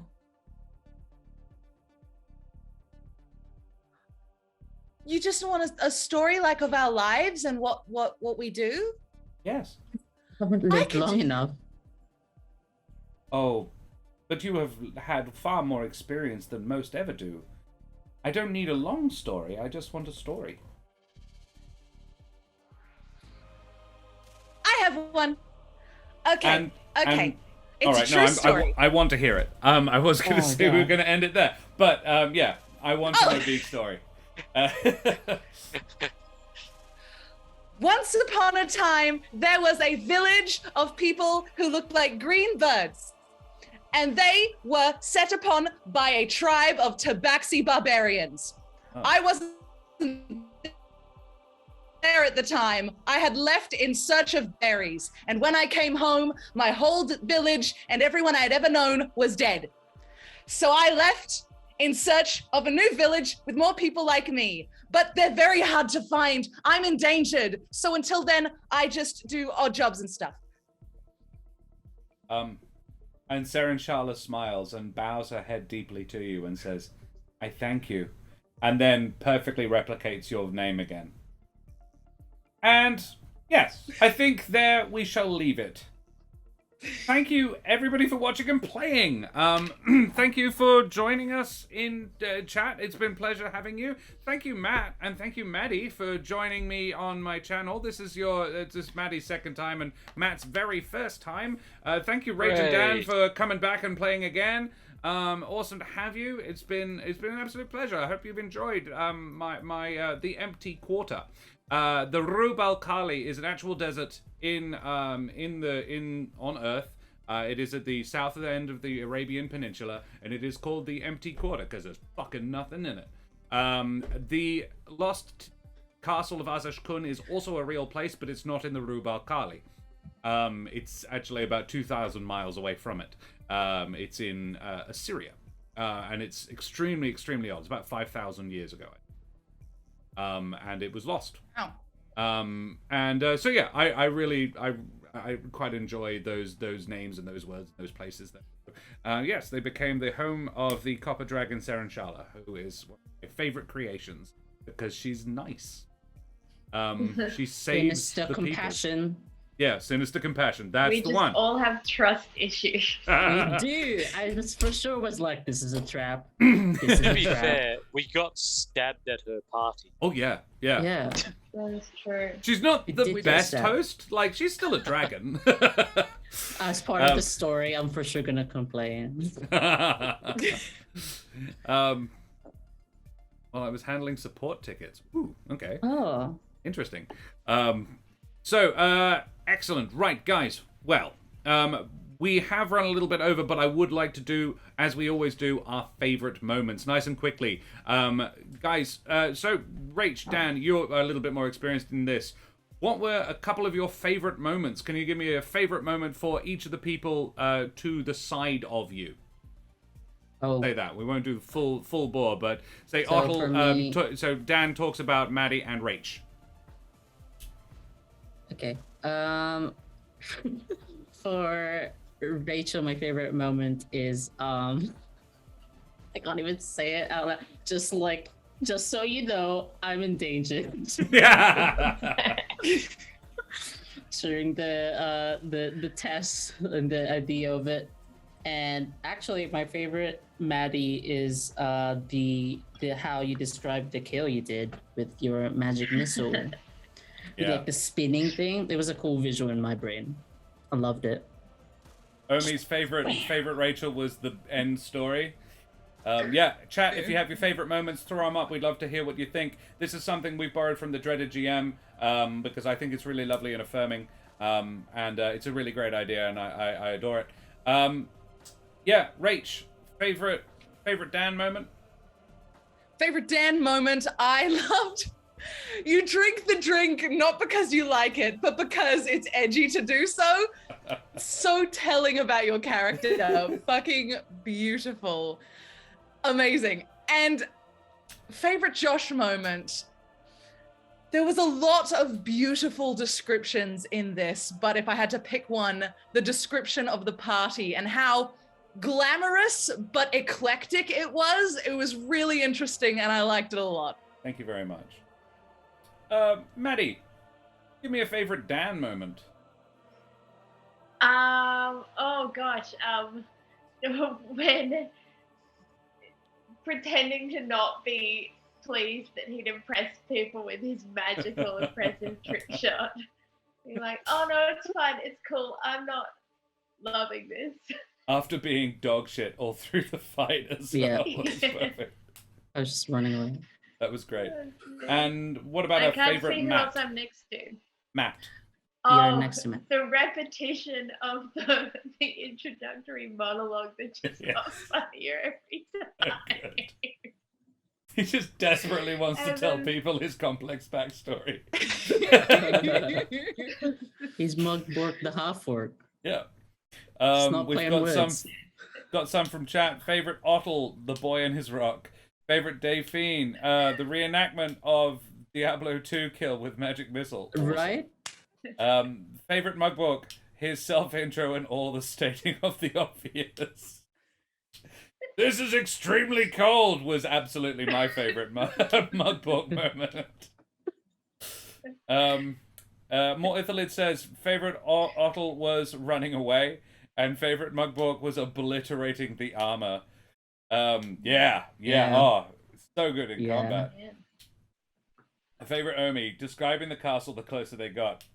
Don't you do it, Omi. It's Frog Rock. We can say it in the last word post. Matt, Session's over. Frog do you Rock. have some favorite a favorite me and a favorite Maddy? Oh, okay. Favorite Maddy moment. Look, I love the magic missiles kind of coming through and the 3 hitting the head. I mean, just the cinematic of that was absolutely to die for. But also just the friendliness of your character, frankly, was really nice. As for Josh, I was nice this time. You weren't sarcastic. As for Josh, I think it was the sympathy. The sympathetic tone you actually were giving us as we were trying to muddle our way through the plinth puzzle. I know it's always that fine balance to play as a DM when your group is maybe not quite getting it, but I enjoyed the way you kind of helped us through that. but on, I guess if I had to pick one other than that, so something a bit more specific, the reactions to the lack of hitting from our fighter, that was comedic. We have lost a Rachel. I'm sure she'll be back. Yeah. It's your turn. Then I'd have to fix it again. It is me. It is my favorite. My favorite Matt. Yeah, I adored the I will pick one that no one said already. I liked the fatherly way you played him. I really enjoyed his particularly his handling of Ottle. I got very much the feeling that they had they'd adventured together before. All muddled. Okay. Hey, what's up? Whoa, we're moving. Oh my god. Yeah, I got the distinct impression that these guys had hung out for a while, and that Mugbork was used to picking up after this kid. And the kid was also like okay with Mugbork as well, quietly seeking, low-key seeking his approval. I really enjoyed that relationship. What do you mean? I'm not. It was quite organic. Favorite Rachel, dive attacking bird screech. Yes, that was really good. My favorite Rachel was telling Sharon Shala your bird name. I thought that was really cute. But the whole tragic backstory and getting that in there was really nice as well. Thank you. Cool, gorgeous, wonderful. We managed to do favorite moments in 6 minutes, guys. Well done. Because normally it takes 20. So, we will go away from here now. Thank you so much for joining us this evening, guys. Let's go around the room quickly and tell me who the heck you are. Let's do it in reverse order. Matt, who the heck are you? Matt Randal, actor, director, drama teacher. Today, Mugbork the Half-Orc. Which is not a play on words. It's simply a fact. Continues to a monologue. So good. Maddy, who the heck are you? I'm Maddy Mullins, writer, actor, going to go take a fringe show tomorrow, dating the Moon Elf Wild Mage. Tell us about your fringe show. There is a link in chat, Yeah. so people who watched us this evening could go and watch it.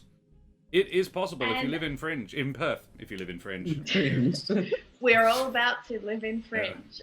It is called Jungle India. It is a one-woman show, the woman is me, about